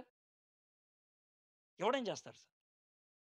సో, దేవుడు స్పష్టంగా అయితే మన క్యాలెండర్‌లు ఉంటాయే, క్యాలెండర్‌లు గాని, తర్వాత జనవరి 1 తారీఖు ఇచ్చేటువంటి వాగ్దానపు కార్డులు గాని ఉంటాయి చూసావా? దాంట్లో నువ్వు స్విచ్ నొక్కు లైట్ ఎలుగును అని వాక్యంలో ఉంటే, వాళ్ళు రాసేది ఒకటే నీ లైట్ ఎలుగును అని రాస్తాడంతే. దాని ముందుది రాయడు. సార్ మన లైట్ ఎలగట్లేదు సార్. సార్ మన లైట్ ఎలగట్లేదు సార్. మన లైట్ ఎలగట్లేదు. అరే సగం రాసుకొచ్చారా? నేనేం చేయను దానికి? దానికి ముందు ఒకటుంది స్విచ్ నొక్కరా అని. అది రాసి రాలా నువ్వు. ఇప్పుడు నీకు అర్థమైంది కదా అది? పైగానేమో సార్ మనకో వాగ్దానం ఉంది సార్. ఏంటి ఆ వాగ్దానం? లైట్ ఎలిగిస్తాను సార్. ఆ! ఆ వాగ్దానమే బతికేస్తా ఉంటారు. సార్ మీటింగ్‌కి ఎందుకొచ్చారంటే, దేవుడు ఒక వాగ్దానం ఇస్తాడని వచ్చాను సార్. మీలో చాలామంది అంటారు. మీలో ఎదవ ఫేసులు పెట్టొద్దు. నేను కాదన్న ఫేసులు పెట్టొద్దు. నాకు తెలుసు మీ సంగతి. ఇక్కడుండే వాటిలో 100% అదే బ్యాచ్. పక్కా చెప్తున్నాను. బైబిల్‌లో ఒక్క వాగ్దానం చూపించండి షరతులేనిది. ఒక్క వాగ్దానం. ఒక్కటి కూడా లేదు. ఒక్కటి కూడా లేదు. ప్రతి దానికి దేవుడు మనతో లింక్ పెట్టాడు. నువ్వు ఇది చెయ్యి, నేను అది చేస్తా. దేవుడు లింక్ పెట్టాడు. నువ్వు చెయ్యింది చెయ్యి, చేయాల్సింది చేయకపోతే అది రాదు. ఏలియా నువ్వు అక్కడికెళ్తే అక్కడికి కాకులొస్తాయి. ఇప్పుడు మనోళ్ళు చేసే ప్రార్థన ఏంటి ఎలా ఉంటదో చెప్తాను చూడండి. నేను ఇక్కడ కూర్చున్నాను. దేవా! నువ్వు సర్వశక్తిమంతుడివి. నువ్వు సర్వాధికారివి. నువ్వు ఏదైనా చేయగలిగేవాడివి. ఆ కాకులు ఇక్కడికొచ్చేట్టు చెయ్యి.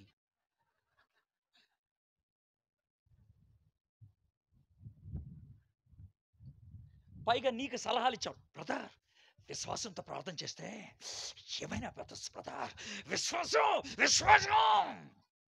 ఇదే వాడనేవాడు. దేవుడి మాట లెక్కలేదు నా విశ్వాసం. అందుకనే మనకి చివర్లో సాక్ష్యం. దేవుడి గొప్ప విశ్వాసంతో సాధించాను. దేవుడిచ్చింది కాదు అది. వీడు సాధించింది. వద్దమ్మా అస్సలు. దేవుడు చెప్పిన మాటకి లోబడితే పనవుతది. మనం సాధిస్తే అయ్యేది కాదు. ఏలియా నువ్వు అడగెళ్ళి కూసో. అప్పుడు కాకులొస్తాయి తిను. సరే ఏమైందో చూద్దాం. 5వ వచనం. అతడు పోయి యెహోవా సెలవ చొప్పున యొర్దానుకు ఎదురుగానున్న కెరూతు వాగు దగ్గర నివాసము చేసెను. అంటే మనోడు అక్కడ ఒక గుహ ఏదో సెటప్ చేసుకొని ఉండుంటాడు. అక్కడ సెటిల్ అయిపోయాడు మనోడు. దగ్గర దగ్గర సంవత్సరం ఉన్నాడక్కడ. దగ్గర దగ్గర సంవత్సరం సెటిల్ అయిపోయాడు. ఎందుకనంటే విశ్వాసములో నడిచిన తర్వాత దేవుడేం చేస్తాడంటే ఆ విశ్వాసంలో స్థిరపరుస్తాడు. విశ్వాసంలో ఆడికెళ్ళాడు. స్థిరపడిపోయాడు. రోజు పొద్దున్న, సాయంత్రం. పొద్దున్న, సాయంత్రం కాకులొస్తున్నాయి. బ్రెడ్ ముక్కలేస్తున్నాయి కొన్ని. కొన్ని మటన్ ఫ్రైలు, కబాబ్ ఫ్రైలేస్తున్నాయి. ఈ బ్రెడ్డు, కబాబ్ ఫ్రై 2 కలుపుకొని తింటా ఉన్నాడు. అర్థమైందా? 2 రోజులైన తర్వాత, "దేవా ఏంటిరాయనా?" "ఏం లేదు ప్రభా! కబాబ్ బా టేస్ట్ ఉంటుంది. బ్రెడ్ గూడా బా టేస్ట్ ఉంటుంది." "ఎవరు ప్రభా దీన్నొండేది?" నీ చ నేను దీని నుంచి ఒక పాఠం నేర్పిస్తా. అందుకని చెప్తున్నానిది. సరదాకి కాదు. "ఎవరు ప్రభా నీకెందుకురా? నీకెందుకు?" అంటే ఆవిడెవరో పేరు తెలుసుకుంది. అవసరంలా, అవసరంలా. పరలోకంకొచ్చిన తర్వాత చూపిస్తా ఆవిడెవరో. నేనెందుకని ఈ మాట చెప్తున్నాను తెలుసా? చాలా సార్లు మనం చేసేది కనపరుచుకోవాలనుకుంటాం. అవసరం లేదు.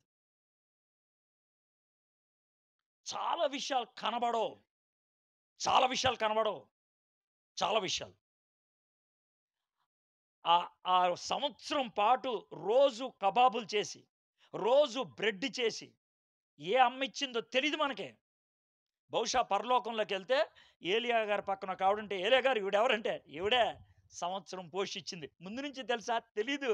మరి ఎలాగా? ఇక్కడికొచ్చిన తర్వాత పరిచయమైంది. ఆ! నాకేమనిపిస్తది తెలుసా? మనకి పరలోకంలో అలాంటి షాకులు ఎన్ని తగులుతాయో. "రేయ్! ఆ రోజు నీ కోసం ప్రార్థన చేశానురా" అని ఒక ముసలావిడ చెప్పుద్దేమో. అలాగ మన కోసం తెలియకుండా ప్రార్థన చేసినోళ్ళుండొచ్చు. అలాగ నేను ఎంతమందికుండాలి అనేది నా తపన. అక్కడ నేను ప్రార్థన చేసిన వాళ్ళు కనబడితే, "బ్రదర్ ఆ రోజు మీ గురించి" "అవునా? ఆ రోజు మీరు చేశారా?" "అవును బ్రదర్ మీకోసం చేశాను ప్రార్థన." దీన్ని సీక్రెట్ మినిస్ట్రీ అంటారండి. కానీ మనం ఏంటనంటే, ఏ మినిస్ట్రీ అయినా ఇక్కడే అవార్డ్ వచ్చేయాలనుకుంటాం. ఇక్కడే. మీకో విషయం చెప్పమంటావా? ఇక్కడ అవార్డొస్తే చావుతో పోద్ది. అక్కడ అవార్డొస్తే చావే ఉండదు దానికి. మీకు అర్థమవుతుందా అది? అక్కడ అవార్డొస్తే దానికింక చావు లేదు. ఇక్కడ అవార్డొస్తే చావుతో పోద్ది. చచ్చిపోయిన తర్వాత బోలెడు అవార్డులు సంపాదించాడు. ఏమి లాభం లేదు సార్ చచ్చిపోయాడు సార్ అంటారు. కానీ అక్కడ అలా ఉండదు. ఇప్పుడు మీకు అర్థమవుతుందా? వీలైనంత మట్టుకు మనం చేసేటువంటి పరిచర్య పబ్లిక్ అయిపోవాలా, అందరికి తెలిసిపోవాలా, చప్పట్లు కొట్టేయాలా, నాకు దండేసేయాలా, షాల్వా అనుకుంటే ఏస్తారిక్కడ. కానీ ఇక్కడితో అయిపోద్ది. ఇక్కడైతే రూ. 115 షాల్వా ఏస్తాను నీ నెత్తి మీద. రేట్ కూడా చెప్తున్నా. రూ. 115. అదే అర డజన్ కొంటే కనుక రూ. 90. అదే 20 కొంటే కనుక రూ. 65. అవునా కాదా?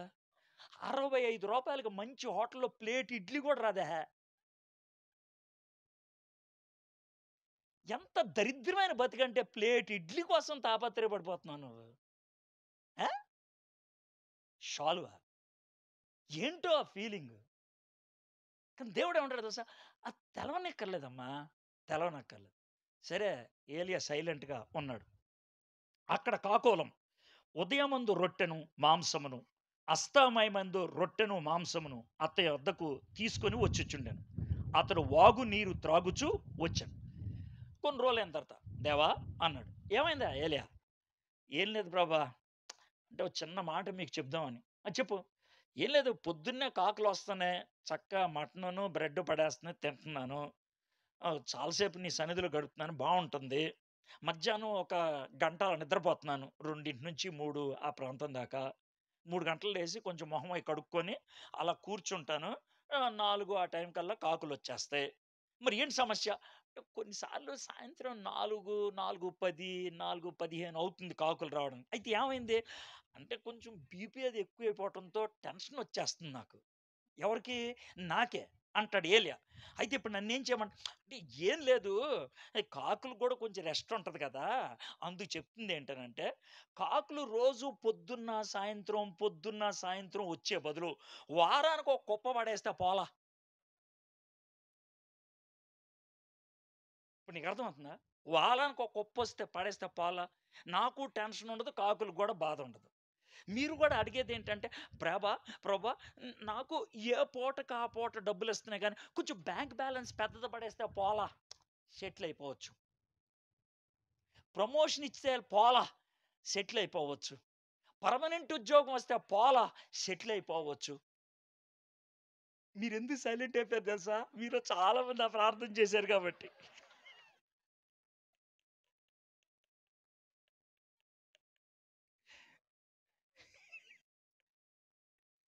మీలో చాలా మంది చేశారు ఆ ప్రార్థన. నాలాంటి వాడు ఎవడన్నా వచ్చా, బ్రదర్ ఏం లేదు బ్రదర్. అంటే ఇప్పుడు బొటాబొటిగా సరిపోతుంది కానీ కొంచెం ప్రమోషనొస్తే బావుంటది బ్రదర్, ఇల్లు కట్టుకొని కొంచెం జాగ్రత్తగా ఉండొచ్చు. లోన్ ఒకటి దొరికిందనుకో ఇల్లు కట్టేసుకొని బతికేయచ్చు. ఇది మనం అడిగే మాట. అంటే మన జీవితంలో సెటిల్ అయిపోవాలి. కానీ దేవుడు అప్పుడు ఏలియాతో ఏమంటాడంటే, "ఏలియా, నువ్వు అడిగిన మాట చాలా బావుందసలు. విపరీతమైన జ్ఞానం ఉపయోగించావు గానీ, దానివలన నాకు 2 నష్టాలున్నాయా?"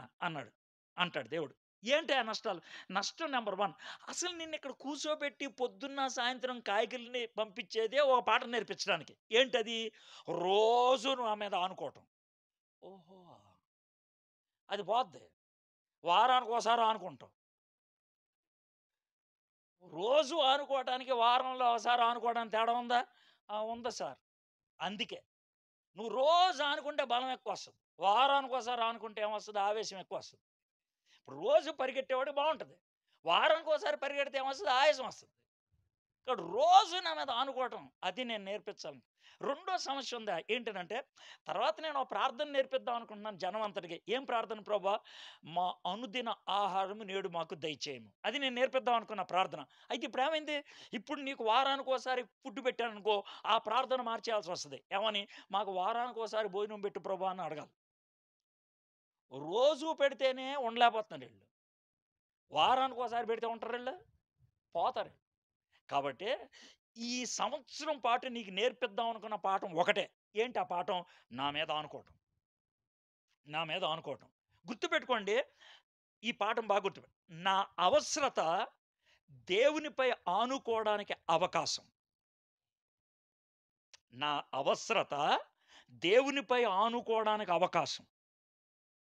దేవుడు కొన్నిసార్లు నాలో అవసరత పుట్టిస్తాడు. దాన్ని బట్టి దేవుని మీద ఆనుకోవడానికి. అది దేవుడు చేసే పని. చిన్న పిల్లల్ని ఆ విధంగా నేర్పిస్తాం. వాళ్ళని నడక నేర్పించేప్పుడు ఆడినలా పెట్టి చేతులు ఇంత దూరం పెడతాం. వాడు ఇలాగ నడుచుకుంటూ వచ్చి నవ్వుతూ మీద పడిపోయాడనుకో, వాడిని కౌగిలించుకొని ఆనందిస్తాం. నడక నేర్పడం అంటే అదే. నడక నేర్పడం. దేవుడు ఆ విధంగా విశ్వాసపు నడక నేర్పిస్తున్నాడు ఏలియాకి. ఏలియా అంతటోడికే దేవుడు విశ్వాసం నడక నేర్పించాల్సి వస్తే నీ బతుకు నా బతుకు ఎంత? సరే. ఇక 7వ వచనం. కొంతకాలమైన తర్వాత దేశంలో వర్షం లేక ఆ నీరు ఎండిపోయాను. ఏలియా ఓ రోజు బహుశా 8, 9 నెలలు అయిపోయిందనుకుందాం. దేవా ఏమైంది? అంటే చెరువులో నీళ్ళు మరీ తక్కువైపోయినాయి. మురికెక్కువైనాయి. లేదు అట్లేం కాదు. సరిపట్ల అట్లేం కాదు. మరేంటి? అంటే ఓ 2, 3 రోజుల్లో తగ్గిపోయేటట్లుంది. 2, 3 రోజుల తర్వాత కదా! ఇప్పుడైతే ఉంది కదా! ఇప్పుడైతే ఉంది. అంటే ఇది పోద్దేమో అని భయం. దీంతో నాకు విషయం అర్థమవుతుందా అంటాడు దేవుడు. ఏంటనంటే, నీకు నమ్మకం చెరువు మీద, నా మీద కాదు. నీకు అర్థమవుతా? నీకు నమ్మకం చెరువు మీద, నా మీద కాదు. మీలో కొంతమందికి గవర్నమెంట్ ఉద్యోగం వస్తే నాకు బావుంటది. అంటే నీకు నమ్మకం దేని మీద? గవర్నమెంట్ ఉద్యోగం మీద, దేవుడి మీద కాదు. బ్యాంకులో డబ్బులు మనకి ఉంటే కనుక బావుంటది. అంటే నీకు నమ్మకం దేని మీద? బ్యాంకులో డబ్బులు. నేను నిన్నిప్పుడు అడుగుతుంది ఏంటంటే, నీ నమ్మకం దేని మీద? ఏలియా చెరువు మీదేమో. మరి నీకు దేని మీద? సరే మొత్తానికి అయిపోయింది. సంవత్సరం అయిపోయింది. ఆ తర్వాత ఏమని చూడండి 8వ వచనం. అంతటా యెహోవా వాక్కు అతనికి ప్రత్యక్షమై ఇలాగ సెలవిచ్చెను. అయ్యా ఏలియా, నీకు లొకేషన్ మార్చేస్తున్నాను. ఎక్కడి నుంచి? ఎక్కడికి తీసుకెళ్తావు ప్రభా? చూద్దాం. నీవు సీదోను పట్టణ సంబంధమైన సారేపతు అను ఊరికి పోయి అచ్చట ఉండుము. నిన్ను పోషించుటకు అచ్చటనున్న ఒక విధవరాలికి నేను సెలవిచ్చి తిని, ఈ మాటలు విన్న తర్వాత ఇలా పట్టుకొని ఉన్నాడు. ఏమైందయ్యా? ఏమైంది? ఏంటి ప్రభు ఒక్కటి కూడా మర్యాదమైన విషయం కాదు. ఏంటి ఒక్కటి కూడా అంట? నువ్వు ఎళ్ళమంటుంది సీదోను దేశం. ఈ రూట్ ఏంటో తెలుసా నీకు అసలు సీదోను దేశానికి? నాకెందుకు తెలీదు? నువ్వు చెప్పు నాకు. ఇప్పుడు నేను ఇక్కడ ఉన్నానా? సీదోను దేశం ఎక్కడుందా? ఈ మధ్యలో ఉన్నదేంటి తెలుసా? ఇశ్రాయేల్. నేను సీదోను ఎళ్ళాలంటే ఏది దాటి ఎళ్ళాలో తెలుసా? ఇశ్రాయేల్. ఇశ్రాయేల్‌లో ప్రతి ఊర్లో కూడా ఇలా బ్యానర్‌లు తగిలిచ్చేశారు. ఏమని బ్యానర్‌లు? పట్టిచ్చిన వాడికి రూ. 10,000 ఎవడి బ్యానర్ ఉంది అక్కడ? ఏలియా గారి బ్యానర్. వర్షం లేకపోవడానికి కారణం ఈడే. డెడ్ ఆర్ అలైవ్, బతికున్నా సచ్చినా ఆడిని పట్టిస్తే 10,000 అని ఇచ్చారు. నేను ఆ ఊర్లోంచి నడుచుకుంటూ ఎళ్తుంటే నన్ను ఎవడో ఒకడు చూడకుండా పోతాడా? నన్ను రాజుగారికి అప్పగించకుండా ఉంటారా? నన్ను లేపేస్తారు కదా! రూట్ మంచిది కాదయ్యా! ఇది మొదటి సమస్య. రెండో సమస్య. నువ్వు సీదోను ఎళ్ళమన్నావా? అవును. సీదోనులో ఏ ఊరు ఎళ్ళమంటున్నావు? సారేపతి అనే ఊరు ఎళ్ళమంటున్నావు. ఏమైంది నీ సమస్య ఏంది? ఆ సారేపతికి 8 కిలోమీటర్ల దూరంలో మా అమ్మగారు వాళ్ళ నాన్న ఉంటాడు. మీ అమ్మగారు ఎవరు? యెజబెల్. యెజబెల్ వాళ్ళ నాన్న ఎవడో ఆ పక్కనే ఉన్నాడాడు. నేనిక్కడికొచ్చానని తెలిస్తే ఆగ మేఘాల మీదొచ్చి నన్ను ముక్కలు ముక్కలు చేసి చెప్తారు. ఆళ్ళ అల్లుడు చెప్తాడు. ఆపుగారు లేపేశాను మీ వాడిని. 8 కిలోమీటర్లయ్యా! పావుగంటలో వచ్చేస్తాడు గుర్రం మీద. పావుగంటలో నేను వచ్చానని తెలిస్తే. ఇది రెండోది.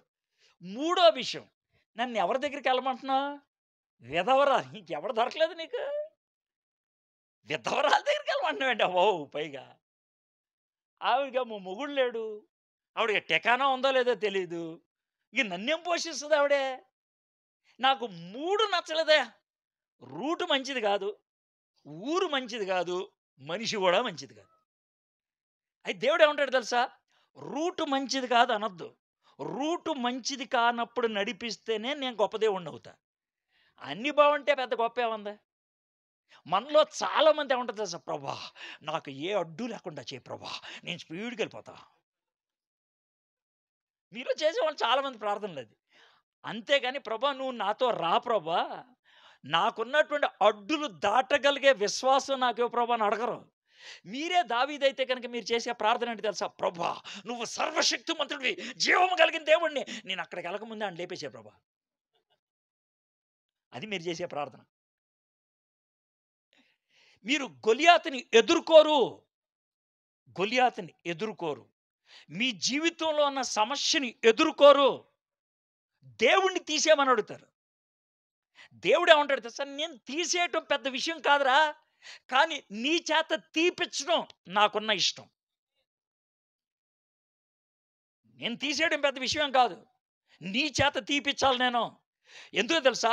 నువ్వు అక్కడ నిలబడి గొలియాతు మీద విజయం సాధిస్తే, సాతానుడు గాడు నెత్తి కొట్టుకుంటా ఉంటే, నేను చప్పట్లు కొట్టి ఆనందం చేయాలని నా కోరిక. అది దేవుడు చెప్పేది. కాబట్టి నువ్వు అలాగే ఎళ్ళాలి అనంటే, పాపం మనోడు ఏం చేయలేక ఎళ్ళాడు. 10వ వచనం. అందుకతడు లేచి సారేపతుకు పోయి పట్టణపు గవిని యొద్దకు రాగా, ఒక విధవరాలు అచ్చట కట్టెలు ఏరుచుండుట చూచి ఆమెను పిలిచి, త్రాగుటకై పాత్రతో కొంచెం నీళ్లు నాకు తీసుకురమ్మని వేడుకొనెను. ఇప్పుడు దేవుడు సారేపతి వెళ్ళు, అక్కడ ఒక విధవరాలు, ఆవిడెవరో అడ్రెస్ ఇవ్వలేదు మనోడికి. పేరు చెప్పలా. అంటే దేవుడు, జాగ్రత్త వినండి. దేవుడు కొన్ని విషయాలు చెప్పుతాడు, కొన్ని విషయాలు చెప్పడు. ఎందుకు చెప్పడో తెలుసా? దేవుడి మీద ఆనుకుంటే నెమ్మదిగా బయటపడతది. అప్పుడు మనలో విశ్వాసం పెరుగుద్ది. ఓహో! దేవుడి మీద ఇలా ఆనుకోవాలనమాట. దేవుడే అన్నీ చెప్పుకుంటూ పోతే మనకి వచ్చేది ఏంటిక? మనకి లెక్కల మాస్టరు 2, 3 లెక్కలు ఇలా చెయ్యరా అని చెప్పి కొన్ని లెక్కలిచ్చేస్తాడు. ఏ? మనం దాంతో తంటాలు పడి లెక్కలు సాధిస్తే మనకు లెక్కలొస్తాయి. దేవుడు కూడా అదే చేస్తాడు. నువ్వు నేర్చుకోవాలా, నువ్వు నేర్చుకోవాలా. నువ్వు సారేపతెళ్ళు. అక్కడో విధవరాలను రెడీ చేశా. మనం ఇక్కడ ఈ విధవరాలను అడగాలా? ఎవరిని అడిగితే ఏం గొడవ అవుద్దో? నువ్వేనా అన్నట్టు కోపం మీద కొడతదేమో అమ్మాయి. చీపురు కట్ట తీసుకొని కొడతదేమో ఎదవది. ఇది ఆయనకున్న టెన్షన్. అయితే దీన్నే ఏమంటామంటే విశ్వాసంతో ఒక అడుగు ముందుకేయటం. దేవుడు చెయ్యి అని అన్నప్పుడు, దేవుడి మీద మీకు విశ్వాసం ఉంటే చేసే పనినే విశ్వాసం అంటారు. ఇప్పుడు చిన్న పిల్లల్ని ఇక్కడ నుంచోపెట్టి దూకురా అనంటే, కిందున్న వాళ్ళు ఎవరో ఈ దూకే వ్యక్తిని బట్టి చెప్పొచ్చు. కిందున్నది ఆళ్ళ నాన్న అయితే దూకేస్తారు. కిందున్నది కొత్తోడైతే దూకరు. నవ్వొద్దు. దేవుడికి నీకున్న సంబంధం కొడుకు, నాన్న, కూతురు, నాన్న సంబంధం అయితే ప్రశ్న లేకుండా దూకుతావు. ప్రశ్న లేకుండా దూకుతావు. లేకపోతే దూకవు. డాక్టరు ఇంజెక్షన్ ఇస్తానంటే భయమేస్తే, "అమ్మ నువ్వు కొంచెం రావా? నువ్వు పట్టుకోవా? అమ్మ నువ్వు కొంచెం పట్టుకోవే." అంటే ఈ అమ్మాయికి డాక్టర్ మీద నమ్మకం, అమ్మ మీద? అమ్మ మీద. అమ్మ మీద. కానీ ఇంజెక్షన్ ఇచ్చేది అమ్మా, డాక్టరా? ఆ! యేసయ్య నీకు అమ్మయితే, యేసయ్య నీకు నాన్నయితే, ఆయన మీద ఆనుకుంటే ఎక్కడికెళ్తున్నాను, ఏం చేస్తున్నాను అనేది నీకు అనవసరం. పట్టేసుకుంటావు. ఆడికెళ్ళి నుంచున్నాడు. బట్టలను బట్టి చెప్పేయొచ్చు. పెళ్ళైనోళ్ళా, పెళ్లి కానోళ్ళా అని. అర్థమైందా? బట్టలను బట్టి చెప్పొచ్చు. విధవరాలా? లేతే భర్త ఉన్నాడా అనేసి. ఇలాగే ఒకసారి ఒకాయనొచ్చాడు. ఆయన పేరు ఎలియాజర్. ఎలియాజర్‌ని ఎవరు పంపించారు? అబ్రాహాం గారు పంపించారు. ఎందుకు పంపించాడు? నా కొడుక్కి ఒక అమ్మాయిని తీసుకురారా అని. మనవడు గారు ఇదే పరిస్థితి. బావి దగ్గర కూర్చొనున్నాడు. నేను ఓ పని చేస్తా. పెళ్లి కాని అమ్మాయి ఎవరైనా వస్తే, అమ్మ కొంచెం నీళ్ళివ్వా అని అడుగుతా. ఆ అమ్మాయి నీకే కాదు, నీ ఒంట్లకు కూడా నీళ్ళిస్తానన్నదనుకో, ఈమె బాగా పనిచేసే ఆవిడ. బాగా సహాయం చేయడానికి ఇష్టపడే మనిషి. కలగలుపు మనిషి.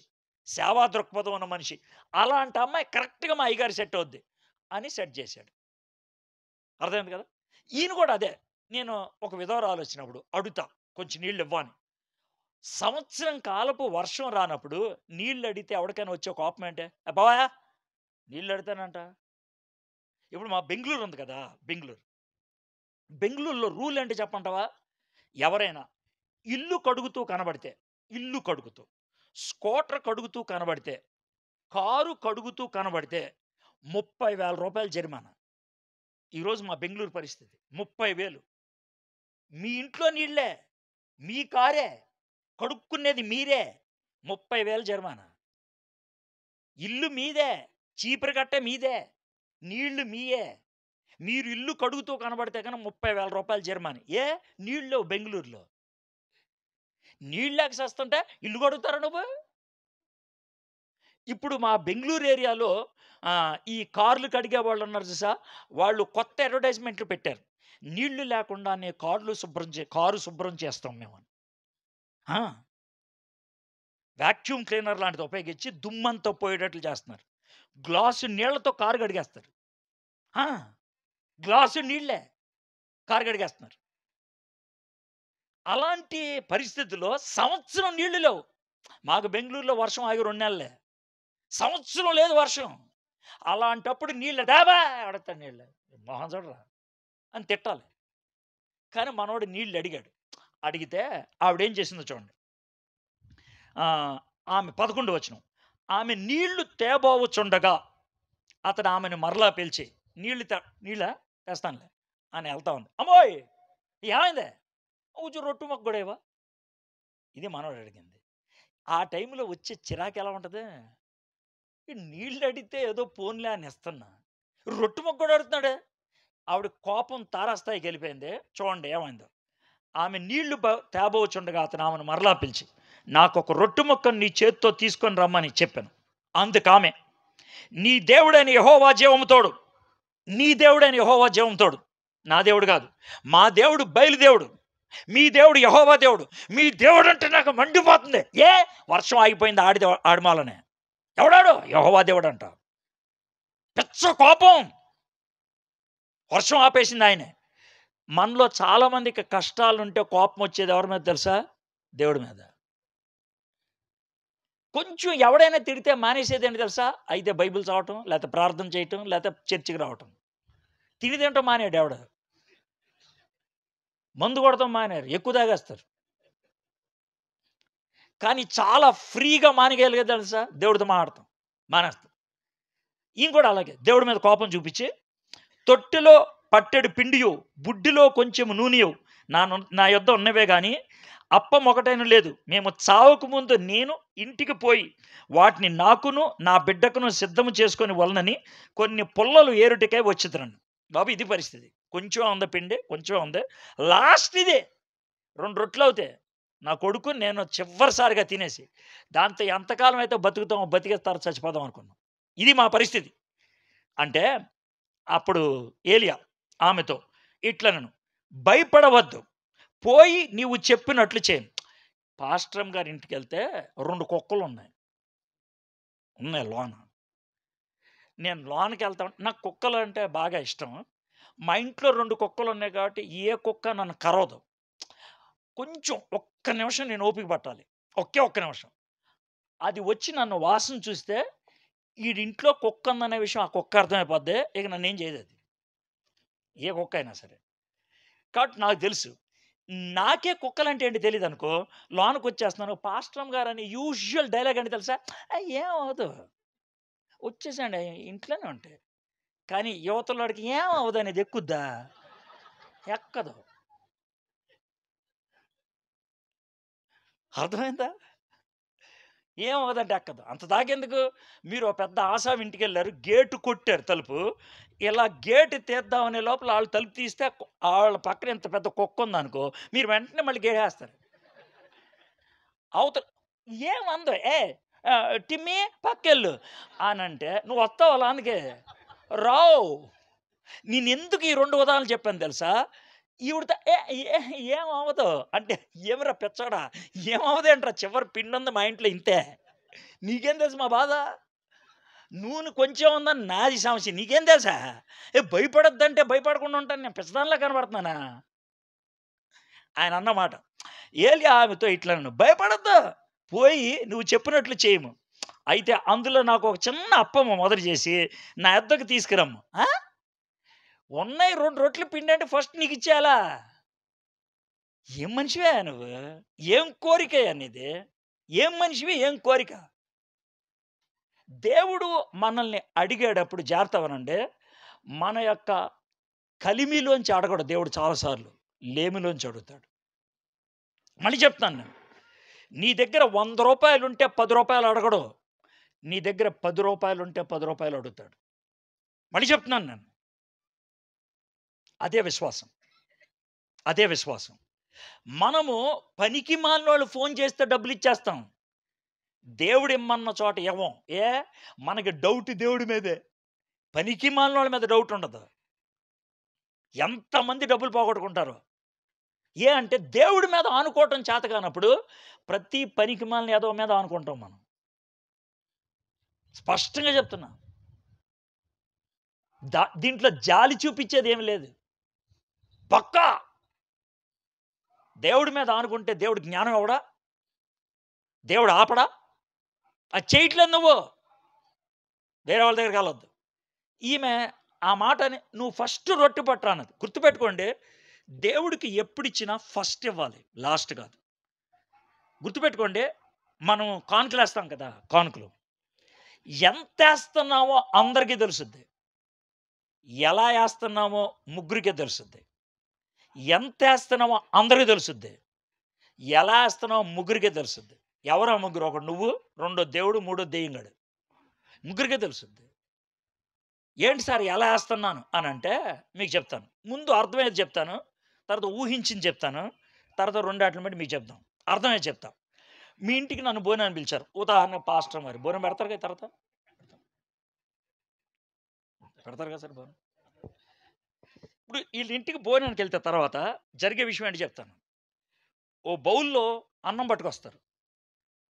ఓ ప్లేట్ పెడతారు. ఇంకో బౌల్‌లో కూర పట్టుకొస్తారు. ఇది వాళ్ళు చేసే పని.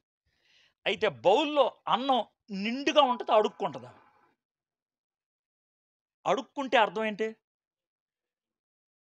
మీరు తిని నాకు మిగిల్చి ఇచ్చారని అర్థం. నిండుగా ఉంటే అర్థం ఏంటి? మీరు తిన్నాక మేము తింటాం అని అర్థం. నన్ను గెస్ట్‌గా పిలిస్తే, నన్ను గౌరవిస్తే, నన్ను ప్రేమిస్తే మొదట నాకు పెట్టి ఆ తర్వాత మీరు తింటారు. నేను అడుక్కునేవాడినైతే పక్కా చెప్తున్నా. నేను అడుక్కునేవాడినైతే నేను తిన్నాక మిగిలింది ఆడికి పడేస్తా. ఇది మీకు బాగా అర్థమైన ఎగ్జాంపుల్ కదా! ఇప్పుడు చెప్తాను. దేవుడు మీకు అడుక్కునేవాడా? లేతే మామూలోడా? సార్ మేము దేవుడిని అడుక్కునేవాడిలాగా చూడట్లేదు అనే మాట కవరింగ్ ఎయొద్దు. మీరు చూస్తారన్నట్లు రుజువు చేస్తా ఇప్పుడు నేను. ఎలాగో చెప్తాను. మీకు రూ. 20,000 జీతం వచ్చింది. రూ. 20,000 ప్రభా! రూ. 20,000 జీతం ఇచ్చావు నీకు వందనాలు. మీరు మంచి ప్రార్థనా పరులు కాబట్టి ముందు అది చేశారు. తర్వాత ఈ 5,000 ఇంటద్దె, ఈ 3,000 పాలోడికి, ఈ 2,000 కూరగాయలోడికి, ఈ 3,000 పాప ఫీజు, ఇది ఆడికి, ఇది ఈడికి. చివర 800 మిగిలింది. ఇది కానుక. దేవుడికి ఎప్పుడిచ్చావు? ప్రపంచంలో ఎవడికైనా తెలిసేది నువ్వు ఇచ్చే 800. కానీ ఎప్పుడిచ్చావో తెలిసేది దేవుడికి, నీకు, దెయ్యంగాడికే. అదే రూ. 800 ముందు తీసి, మిగిలింది నువ్వు ఖర్చు పెట్టుకుంటున్నావు అనుకో, అది వేరే. ప్రథమ స్థానం ఎవరికిచ్చినట్లు? దేవుడికే. కానీ మనం ఇవ్వలేం. ఇవ్వలేం. ఇవ్వలేం. నీ జీవితంలో ఎందుకు ఎదగట్లేదంటే దేవుడు ఒక రూల్ పెట్టాడు. ఏమని తెలుసా? ఇది తీసుకెళ్ళి దీనికి పెట్టరా అని పెట్టాడు. నువ్వు ఇలా పెట్టి మాడితే ఆ సౌండ్ వస్తుంది. సౌండ్ రావడానికే పెట్టా. నువ్వేం టెన్షన్ పడద్దు. నువ్వు అంతా అలాగే ఉండాలి. మొదటగా దేవుని రాజ్యం ఎదుకుము, ఇవన్నీ నీకు అనుగ్రహించబడతాయి. అది దేవుడు పెట్టిన సిస్టమ్ అది. నువ్వు అలా పెట్టకపోతే అవ్వదు పని. అవ్వదు. నాకెందుకు అవ్వట్లేదంటే సిస్టమ్‌లో తేడా వచ్చింది ఎక్కడో. మొదట ఆయనకి ఇవ్వాలి స్థానం. ఇస్తున్నావో లేదో ఆలోచించుకో. సరే. మొదటగా నువ్వు పోయి అందులో నాకు ఒక చిన్న అప్పం మొదట చేసి నా యొద్దకు తీసురమ్ము. తర్వాత నీకును, నీ బిడ్డకును అప్పములు చేసుకొను. ఫస్ట్ నాకియ్యి చిన్న మొక్క. తర్వాత మీ పిల్లలకి, నీకు. ఆ తర్వాత ఏమన్నాడు? భూమి మీద యెహోవా వర్షం కురిపించు వరకు ఆ తొట్టిలో ఉన్న పిండి తక్కువ కాదు, బుడ్డిలో నూనె అయిపోదనను. ఆయన ఒక్కటే ఒక మాట చెప్పాడు. అమ్మా, దేవుడు చెప్తున్న మాట 15వ వచనం. ఇశ్రాయేలీయుల దేవుడైన యెహోవా సెలవు ఇచ్చి ఉన్నాడు అనను. మా ఇశ్రాయేలీయుల దేవుడైన యెహోవా సెలవిస్తున్నాడు. పిండి అయిపోదో, నూనె అయిపోదో, వెళ్ళిపో. ఆ మాట ఆ అమ్మాయి నమ్మిందా లేదా? ఆ అమ్మాయి యెహోవా దేవుడి గురించి ఎన్న డైలాగులు ఎన్ని? ఒకటే. ఒకటే. ఒకటే. ఆమె జీవితం మొత్తంలో విన్నది ఒకటే. అంతకుముందు ఎన్నలా? ఒక్కటే. దానికి లోబడింది. నువ్వు ఎన్ని డైలాగులు అన్నావు దేవుడి గురించి? చెప్పా నాకు. కొన్ని వేలు. ఆమె ఒక్కదానికి తల ఒగ్గింది. నువ్వు ఇన్నాట్లకు కూడా తలొగ్గలేదు. అందుకే దేవుడు నీ గురించి ఇచ్చే డైలాగ్ ఏంటి తెలుసా? మెడ వంచని తరం, ఒళ్ళు కొవ్వెక్కిన తరం, బలిసిన తరం, పెంట తినే బ్యాచ్. ఎన్ని డైలాగులు వేసాను వాళ్ళ దగ్గర. ఎక్కో ఎక్కో ఈ అమ్మాయి దగ్గర ఒకే ఒక డైలాగ్ ఎక్కేసింది. ఆలోచించుకో. సిగ్గు రావాలి మనకి. సిగ్గు. అంతటా చక్కటి మాట. అంతటా ఆమె వెళ్ళి అంతే జస్ట్ అమ్మా ఇశ్రాయేలు దేవుడని యెహోవా మాట చెప్తున్నాడు, పిండి అయిపోదు పో. ఆ మాట అంటారా? సరే, మీరు ఆ మాట అన్నాక ఇంకేంటి, టపటపా రొట్టెలు చేసి తీసుకొచ్చేసింది. అది విశ్వాసం అంటే. అంతటా ఆమె వెళ్ళి ఏలియా చెప్పిన మాట చొప్పున చేయగా అతడును ఆమెయు ఆమె ఇంటి వారును అనేక దినములు భోజనము చేయుచు వచ్చిరి. విశ్వాసం వర్ధిల్లటం అంటే ఇది. విశ్వాసం ఫలభరితం అటువంటి అది. ఒక స్టెప్ వేసింది, సంవత్సరం కాలం బతికేసింది. ఒక స్టెప్ వేసి జీవితాంతం నాశనం చేసుకునే బ్యాచ్ మనం. విశ్వాసంతో ఒక స్టెప్ వేసింది, బతికేసింది. ఏలియా గారేమో వీళ్ళింట్లో పైన మిద్ది మీద ఉండేవాడు. సరే, మీకు ఎవడు చెప్పాడంటే తర్వాత భాగంలో ఉంది. దానికి మెట్లు ఉండే బయట నుంచి. నీకు ఎవడు చెప్పాడు సార్ అంటే అది కూడా ఉంది బయట, చెప్తాం తర్వాత. అంటే మేము చదివేశాను కూడా చెప్తున్నా. మనవాడు పైన ఉండేవాడు, ఇవిడేమో కింద ఉండేది. రోజు అయ్యగారు ఏమా రొట్టె రెడీ చేశా తింటాం. మళ్ళీ రెండో రోజు అయ్యగారు, 3 రోజులు అయిన తర్వాత అయ్యగారు రొట్టె ఇదిగా అంటే అయ్యగారు మరే ఓ చిన్న మాట మాట్లాడచ్చా? మాట్లాడు. నేను కిందకు వస్తాను. రైట్ వచ్చా. ఏంటమ్మా విషయాలు ఏంటి? ఏం లేదు అయ్యగారు, అంటే మీరు ఆ రోజు చెప్పారు కదా ఏమనంటే ఈ మొదటి రొట్టె చేసుకోనరా, చేసుకొస్తే కనుక ఇంకా పిండి అయిపోదు, నూనె అయిపోదు అన్నారు కదా సార్.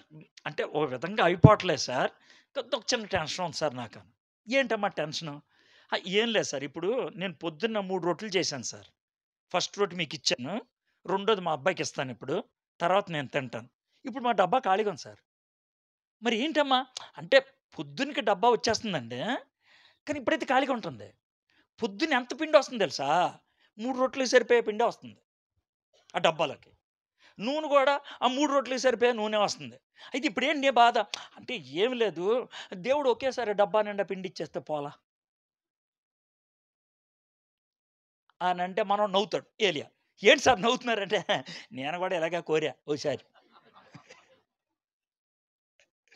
ఇప్పుడు దేవుడు ఏమన్నాడు? కుదరదు, రోజు నా మీద ఆనుకోవాలన్నాడు. ఓహో అదా, సర్లే సార్, సర్లే దేవుడి మీద అనుకుంటాను. చూసారా, మన విశ్వాసం వేరే వాళ్ళకి అంటురోగం. మన విశ్వాసం వేరే వాళ్ళకి అంటురోగం. మనం విశ్వాసం చూపిస్తూ ఉన్నాం అనుకో, చూసి చూసి వాళ్ళు కూడా ట్రై చేస్తారు ఏదో అది. ఇప్పుడు ఏలియా విశ్వాసం వీడికి అంటురోగమై కూర్చుంది. ఒకసారి చెప్తున్నాను, మీ చుట్టూ చాలామంది అవిశ్వాసులు ఉంటారు కదా, అన్యులు ఉంటారు కదా. మీ నుంచి వాళ్ళు నేర్చుకుంటున్నారా, వాళ్ళ నుంచి మీరు నేర్చుకుంటున్నారా? ఆలోచించుకోండి. దేవుడు కోరేది అది. దేవుడు కోరేది అది. సరే అయిపోయింది. యెహోవా ఏలియా ద్వారా సెలవిచ్చిన ప్రకారం తొట్లో ఉన్న పిండి తక్కువ కాలేదు, బుడ్లో ఉన్న నూనె అయిపోలేదు. రెండో సీన్ అయిపోయింది. ఇక్కడ మూడో సీన్కి వచ్చాం. అటు తర్వాత ఆ ఇంటి యజమానులైన ఆమె కుమారుడు రోగి అయి ప్రాణము నిలవజాలనంత వ్యాధి గలవాడాను. ఇప్పుడు ఎవడైనా సడన్గా చచ్చిపోయాడు అనుకో, షాక్ తిని ఏడుస్తాం, 2 రోజుల్లో పోద్ది. కానీ ఎవరికైనా జబ్బు వచ్చి చచ్చిపోయాడు అనుకో, ఆ బాధ భయంకరంగా ఉంటుంది. ఎందుకంటే రోజుకు కొంచెం కొంచెం పోతూ ఉంటుంది. ఎలాగో చెప్తాను. అయ్యగారు ఏంటి మొహం అలా పెట్టుకున్నావు అంటే, బాబుకు కొంచెం బాగాలేదు సార్. సర్లే అమ్మా ప్రార్థన చేస్తాను. 2 రోజులు అయ్యారు ఏమైంది? బాబుకు కొంచెం జ్వరం ఎక్కువైపోయిందండి. 3 అయ్యారు ఏమైందమ్మా? పోయేటట్టున్నాడు సార్. అంటే రోజు రోజుకి అనమాట. ఆడు క్షీణించిపోతా ఉంటే ఒకరోజు అయ్యో అంటే కింద రొట్టు కూడా లేదు. ఏమైంది? పోయాడు మావాడు. ఇది పరిస్థితి.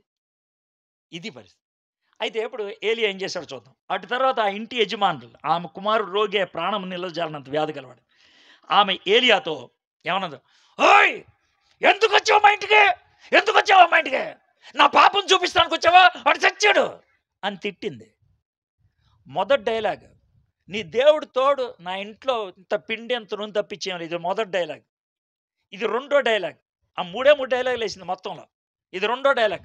దైవజనుడా, నా యొద్దకు నువ్వు రా నిమిత్తమేమి, నా పాపము నాకు జ్ఞాపకము చేసి నా కుమారుని చంపుటకై నా యొద్దకు వచ్చిదివా అని మనోజేగా. ఎరా ఎందుకు వచ్చావురా? నా కొడుకుని చంపేయడానికి వచ్చావా? నా పాపం చూపించడానికి వచ్చావా? అమ్మ, నేను ఎప్పుడైనా పాపం గురించి ప్రసంగం చేశా? చేయలా. మరి ఎందుకు గుర్తొచ్చింది? నిన్ను చూస్తే గుర్తు వస్తుంది. గుర్తుపెట్టుకో, 10 మంది లంచం తీసుకునే వాళ్ళు ఉన్నారనుకో ఆఫీస్లో, 10 మంది. అందుట్లోకి లంచం తీసుకోకుండా పనిచేసేవాడు ఎవడన్నా వచ్చాడనుకో, ఎవడికి టెన్షన్ ఎక్కువ ఉంటుంది? 10 మందికి. ఈడికి ఉండదు. అర్థమైందా? నేను నీ గురించి అడిగే మాట ఏంటి తెలుసా? నీ గురించి నువ్వు యథార్థంగా, పవిత్రంగా, నీతియుక్తంగా బతికే వ్యక్తివైతే నువ్వు ఎక్కడికి నడిచినా నిన్ను చూస్తే భయం పుట్టాలి ఎవరికైనా. ఏ విధమైన భయం? ఈడు తిడతాడు, కొడతాడని కాదు. ఈడు సూటిగా ఉండేవాడు, ఇది సూటిగా ఉండేది, మనం తేడాగాళ్ళం, మనం జాగ్రత్తగా ఉండాలనే భయం ఉండాలా. ఏలియా ఏమి ఆవిడికి ప్రసంగాలు చేయలా, నీతియుక్తంగా బతుకుతూ ఉన్నాడు. ఆవిడికి ఎక్కడి నుంచి గిలి పుట్టుకొచ్చిందంటే, అయ్యో ఇంతకాలం మనకు ఫుడ్ ఎట్టింది ఎవడో? ఇశ్రాయేల్ దేవుడు. నేను పూజ చేస్తుంది ఎవరిని? బయలుదేవుడిని. నేను చేస్తుంది తప్పు కదా, అందుకే నాకు కొడుకు పోయాడని ఆవిడకి అర్థమైపోయింది. ఈయనేం చెప్పలా ప్రసంగం. తప్పు నాదే, తప్పు నాదే, తప్పు నాదే. అయితే ఏం చేశాడు? 19 అతడు నీ బిడ్డను నా చేతికిమ్మని చెప్పి ఆమె కౌగిట్లో నుంచి వాడిని తీసుకొని తానున్న పై అంతస్తు గదిలోనికి పోయి, పైన ఎక్కడున్నాడు నీకు ఎవడు చెప్పాడు అన్నాడుగా, అందుకని మాట చెప్పావు. పై అంతస్తు గదిలోనికి పోయి తన మంచం మీద వాణ్ణి పరుండబెట్టి, మంచం మీద పడుకోబెట్టి, యెహోవా నా దేవా, నన్ను చేర్చుకొనిన ఈ విధవరాలు కుమార్ని చంపునంతగా ఆమె మీదకు కీడు రాజేసిదివే అని యెహోవాకు మొర్రపెట్టగా, ఇది కోపంతో చేసిన ప్రార్థన. దేంతో? ప్రభువా, విధవరాల దగ్గర రమ్మన్నావు, వచ్చా. ఇప్పుడు ఈడు కొడుకుపోయాడు, ఇప్పుడు నా పతి ఏంటి? వీడి మీద కోపం చూపించినాడు నువ్వు. కోపం. గుర్తుపెట్టుకోండి, ప్రార్థన అంటే ఏంటో మీకు చెప్తా. ప్రార్థన అంటే ఇక్కడేముందో ఇక్కడికి అదే రావాలి, ఇక్కడేముందో ఇక్కడికి అదే రావాలి. ఇక్కడ భయం ఉంటే ఇక్కడికి అదే రావాలా, ఇక్కడ కోపం ఉంటే ఇక్కడికి అదే రావాలా. ప్రార్థన అంటే పెచ్చ కోపంలో ఉన్నప్పుడు ఆ సర్వోన్నతుడా, సర్వశక్తిమంతుడా, అది ప్రార్థన కాదు, డ్రామా. నీ కోపం వచ్చినప్పుడు కోపం చెప్పు, భయం వేసినప్పుడు భయం చెప్పు, చిరాకు వచ్చినప్పుడు చిరాకు చెప్పు. బైబిల్లో చాలా కీర్తనలు ఎలా ఉంటాయి తెలుసా? దేవా ఎటుపోయావు, నా చుట్టూ కుక్కలు చేరాయి. అంత దాకెందుకు? యేసు ప్రభువు వారు శిలువ మీద చేసిన ప్రార్థన అంటే, దేవా దేవా ఎడిపోయావు అన్నాడలేదా? ఎందుకు డ్రామా వేస్తావు? ఉన్నదున్నట్లుగా ఎందుకు మాట్లాడు? దేవుడికి ఎంత చిరాకు వేస్తుంది, ఎంత కోపం వేస్తుంది. నీ గుండెని ఆయన చూడ్డా? నీ హృదయాన్ని ఆయన చూడలేడా? నీ హృదయంలో ఒకటి పెట్టుకొని పెదాల మీద ఓ చక్కటి తేనె పూసిన మాటలు పెడితే కనుక పడిపోతాడు అనుకున్నా ఆయన నీకు ఎవడు చెప్పాడు రా ప్రార్థన అంటే? పౌరాణిక సినిమాలో డైలాగులు అన్నట్లు, అవురో అన్నట్లు, ప్రభువో బేస్ పెట్టమంటాడు నేను ప్రార్థన చేయడానికి, కొంచెం ఎక్కువ పెట్టు అంటాడు ప్రార్థనకి. ఇదేమన్నా సినిమా డైలాగా? దేవుడితో తినగా మాట్లాడలే. ప్రసంగం చేయమంటేనే భాష మారిపోతుంది, ఇక ప్రార్థన అంటే ఇంకెంత మారిపోద్ది ఆలోచించండి. నాకు చాలామంది ఏమంటారు తెలుసా? సార్ మీరు ప్రసంగం చేస్తే ప్రసంగం చేసినట్లు ఉంటుంది సార్ అంటాడు. నాకు అప్పుడు గుండె అయిపోద్ది. ఈడేమంటాడు, అట్లాగా సార్ మీరు మాతో మాట్లాడుతున్నట్లు ఉంటుంది అంట. దేవుడు కోరుకునేది అది, దేవుడు కోరుకునేది అది. దేవుడితో అలా మాట్లాడాలి మనం. కోపం వచ్చింది, కోపం మాట్లాడాడు. తర్వాత ఏమన్నాడు? ఆ చిన్నదాని మీద ముమ్మారు తాను చాచుకొని, యెహోవా నా దేవా, నా మొర్ర ఆలకించి ఈ చిన్నవానికి ప్రాణం మరలా రానిమ్మని యెహోవాకి ప్రార్థింపగా. ఎవడు చెప్పాడురా నీకు ప్రార్థన చేయమని?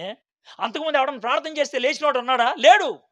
బైబిల్లో చచ్చిపోయినోడు తిరిగి లేవటం అనేది ఇప్పటిదాకా జరగలా, బైబిల్లో జరగలా. ఇదే మొదటిసారి ఆయన ప్రార్థన చేశాడు. ఆయన ప్రభువా ఆయనకి ప్రాణమే అని అడిగాడు. అంటే దేవుణ్ణి మనం ఏదైనా అడగొచ్చా? ఏదైనా అడగొచ్చు, కానీ ఇస్తాడో లేదో మనకు తెలియదు. ఇస్తాడో లేదో మనకు తెలియదు. అడగొచ్చు. అడగొచ్చు. ప్రభా నాకు ఇది కావాలనిపిస్తుంది ప్రభా అని అంటే దేవుడు ఓకే అనొచ్చు, నో అనొచ్చు, కొద్దిసేపు ఆగు అనొచ్చు. మూడాట్లో ఏదో ఒకటి చెప్పొచ్చు. అడగకూడదని ఏమి లేదు. అంటే కొంతమంది ఏవండీ ఇలా ప్రార్థన చేయొచ్చో లేదో అని. ఎవడైనా ఆ మాట అంటే చెప్పు తీసుకొని కొడతారా? దేవుడి దగ్గర డ్రామా ఏంట్రా? నువ్వు ఏం ప్రార్థన చేయాలనుకున్నావు గుండెలో ఉన్నది ఆయన వినలేదేటి? వినలేదా? అంటే దేవుడి గురించి ఎంత నీచ నికృష్టమైన ఆలోచన చూడు. నేను చెప్తేనే గాని ఆయన కనపడదు. ప్రభు ఒకసారి చెప్తానట్రా అసలు ఏంటంటే అనంటే, ఆహా! అవునా? ఓహో! అని ఫేస్ పెడతాడు అనుకున్నావా దేవుడు? తెలుసు. కానీ పెదవి విప్పి మాట్లాడితే ఆయన ఇష్టపడతాడు. అర్థమవుతది కదా! ఇష్టపడతాడు. ఏమి ఇష్టపడతాడు? నీ యథార్థతను ఇష్టపడతాడు. ఈడి ప్రాణం అడుగు తప్పేముంది? అడుగు. దేవుడిస్తే ఇయ్యొచ్చు లేదా మానేయొచ్చు. దేవుడిని ఏదైనా అడగొచ్చు. ఏదైనా. కానీ నువ్వు ఇవ్వకపోతే దేవుడు గాదు. నువ్వు పలానా టైంకి ఇవ్వకపోతే గనుక నీ అంతు చూస్తా. ఈ డైలాగులొద్దు. చాలామంది ఏస్తారు ఈ డైలాగులు. ప్రభా నువ్వు దేవుడివైతే గనుక రేపటి లోపల ఇది చెయ్యి. లేపోతే ఏంట్రా నిన్నొదిలేస్తా. నువ్వు వదిలేస్తే నాకేంట్రా పోయేది? నీకు పోయేది. ఈ డైలాగులు చాలామంది ఏశారు. ఇక్కడ గూడా ఉన్నారు అలాంటోళ్ళు నాకు తెలుసు. పైగా ఏంటంటే ఆళ్ళే అని గట్టిగా నవ్వేస్తారు. మేము కాదని తెలియడానికి. వద్దమ్మా! వద్దు. నేర్చుకుందాం మనం. దేవుడిని అడుగుదాం. ఇస్తే ఇస్తాడు లేతే లేదు. షడ్రక్, మెషక్, అబేద్నెగో అగ్నిగుండంలోకి ఎళ్ళరా అంటే ఎళ్తాం. మా దేవుడు అది కాలకుండా చేయగలడు. చేయకపోతే బానే పోతాం. మా దేవుడినేమి తక్కువ చేయట్లా. ఆయన చేయగలడు. చేయకపోతే మాకేం పోయేది లేదు. అది దమ్ము. అది దమ్ము. అలాగుండాలి. సరే. అయితే ఏమైందంటే 22వ వచనం. యెహోవా ఏలీయా చేసిన ప్రార్థన ఆలకించి, ఆ చిన్నవానికి ప్రాణం మరలా రానిచ్చినప్పుడు వాడు బ్రతికెను. సూపర్ అండి. పరిశుద్ధాత్ముడు ఎలా రాశాడు చూడు. దేవుడు బ్రతికించాలనుకున్నాడు కాబట్టి బ్రతికించానట్లా. ఏమని రాస్తున్నాడు ఇక్కడ? ఏలీయా ప్రార్థన చేశాడు, ఆలకించాడు కాబట్టి దేవుడిచ్చేసాడంట. దేవుడు ఆ మాటలు చెప్తా ఉంటే ఎంత బాగుంది తెలుసా? మా అమ్మాయి అడిగిందండి, అందుకే ఇది చేశానండి అని అమ్మాయి పేరు హైలైట్ చేస్తారు తల్లులు, తండ్రులు. మా అబ్బాయి ఇలా అడిగాడండి, అందుకే వాడి కోసం ఇది చేశాను. అంటే వీళ్ళు ముందు అనుకున్నది చెప్పరు. ఇలా ఏమంటారు తెలుసా? బండి కొనిస్తారు కొంతమంది పిల్లలకి. ఆడికి ఏదో డిగ్రీలో ఏదో ఫస్ట్ క్లాస్ వచ్చింది. మా పిల్లోడికి ఫస్ట్ క్లాస్ వచ్చింది, బండి కొనిచ్చాం. అనంటే అది ఎవరికి ప్రోత్సాహకరంగా ఉంటది? కొడుక్కి. మేము కొనాలనుకున్న డబ్బులు మిగిలి ఇప్పుడు కొన్నామంటే ఆడికి ఏముంటదో చూస్తూ ఉంటది. దేవుడు మనల్ని ప్రోత్సహిస్తాడు అలా. నువ్వు ప్రార్థన చేశావు, నువ్వు అడిగావు, నేనిన్నా ఇస్తున్నాను. ఏలియా ఆ చిన్నవాడిని తీసుకొని గదిలో నుండి దిగి ఇంట ప్రవేశించి, మెట్లు బయటకున్నాయి అని అనటానికి ఇదే అర్థం. బయట దిగాడు మెట్లు, ఇంట్లో ప్రవేశించాడు. ప్రవేశించి వాని తల్లికి అప్పగించి, ఇదిగో నీ కుమారుడు వాడు బ్రతుకుచున్నాడని చెప్పగా, ఇది మూడో డైలాగ్ ఆ అమ్మాయిది. మొదటి డైలాగ్ నీ దేవుడు తోడు నా దగ్గర పిండి లేదన్నది. రెండోది ఎందుకు వచ్చి సచ్చావు? నన్ను చంపడానికి, నా కొడుకుని చంపడానికా? ఇది రెండో డైలాగ్. మూడో డైలాగ్ ఆ స్త్రీ ఏలియాతో, నీవు దైవజనుడివై ఉన్నావనియు, నీవు పలుకుచున్న యెహోవా మాట నిజమనియు ఇందుచేత నేను ఎరిగి ఉన్నాను. ఈ అమ్మాయిలో ఏమొచ్చింది ఇప్పుడు నాకు చెప్పండి? మారు మనసు. దానికి ఏలియా ప్రసంగం ఏమైనా చేశాడా? చేయలా. జీవించి చూపించాడు. ఇదే మాట పేతురు భార్యలతో చెప్తాడు. ఇదే మాట పేతురు భార్యలతో చెప్తాడు. ఏ భార్యలతో? మొగుడు సావగొడతా ఉంటాడే, అలాంటి మొగుళ్ళున్న భార్యలతో చెప్పే మాట ఏంటంటే, అమ్మా నువ్వు విశ్వాసంతో నువ్వు జాగ్రత్తగా బ్రతుకు. బ్రతికితే మాటలు లేకుండానే, ఏమి లేకుండా? మాటలు లేకుండానే నీ భర్తలో మారు మనసు వస్తుంది. మొదటి పేతురు 3:2 వచనాలు. విశ్వాసం. మనం ఆఫీసుల్లో ఇలాంటి వాళ్ళు కావాలి. మనం పనిచేసే చోట్ల ఇలాంటి వాళ్ళు కావాలి. మనం జీవించే వీధుల్లో ఇలా కావాలి. రానున్న దినాల్లో ఇలా మైకులు పెట్టుకొని వాక్యం చెప్పేటువంటి స్వేచ్ఛ ఉంటుందో లేదో మనకు తెలియదు. కానీ ఒకటే, జీవించే స్వేచ్ఛను మాత్రం ఎవరు ఆపలేరు.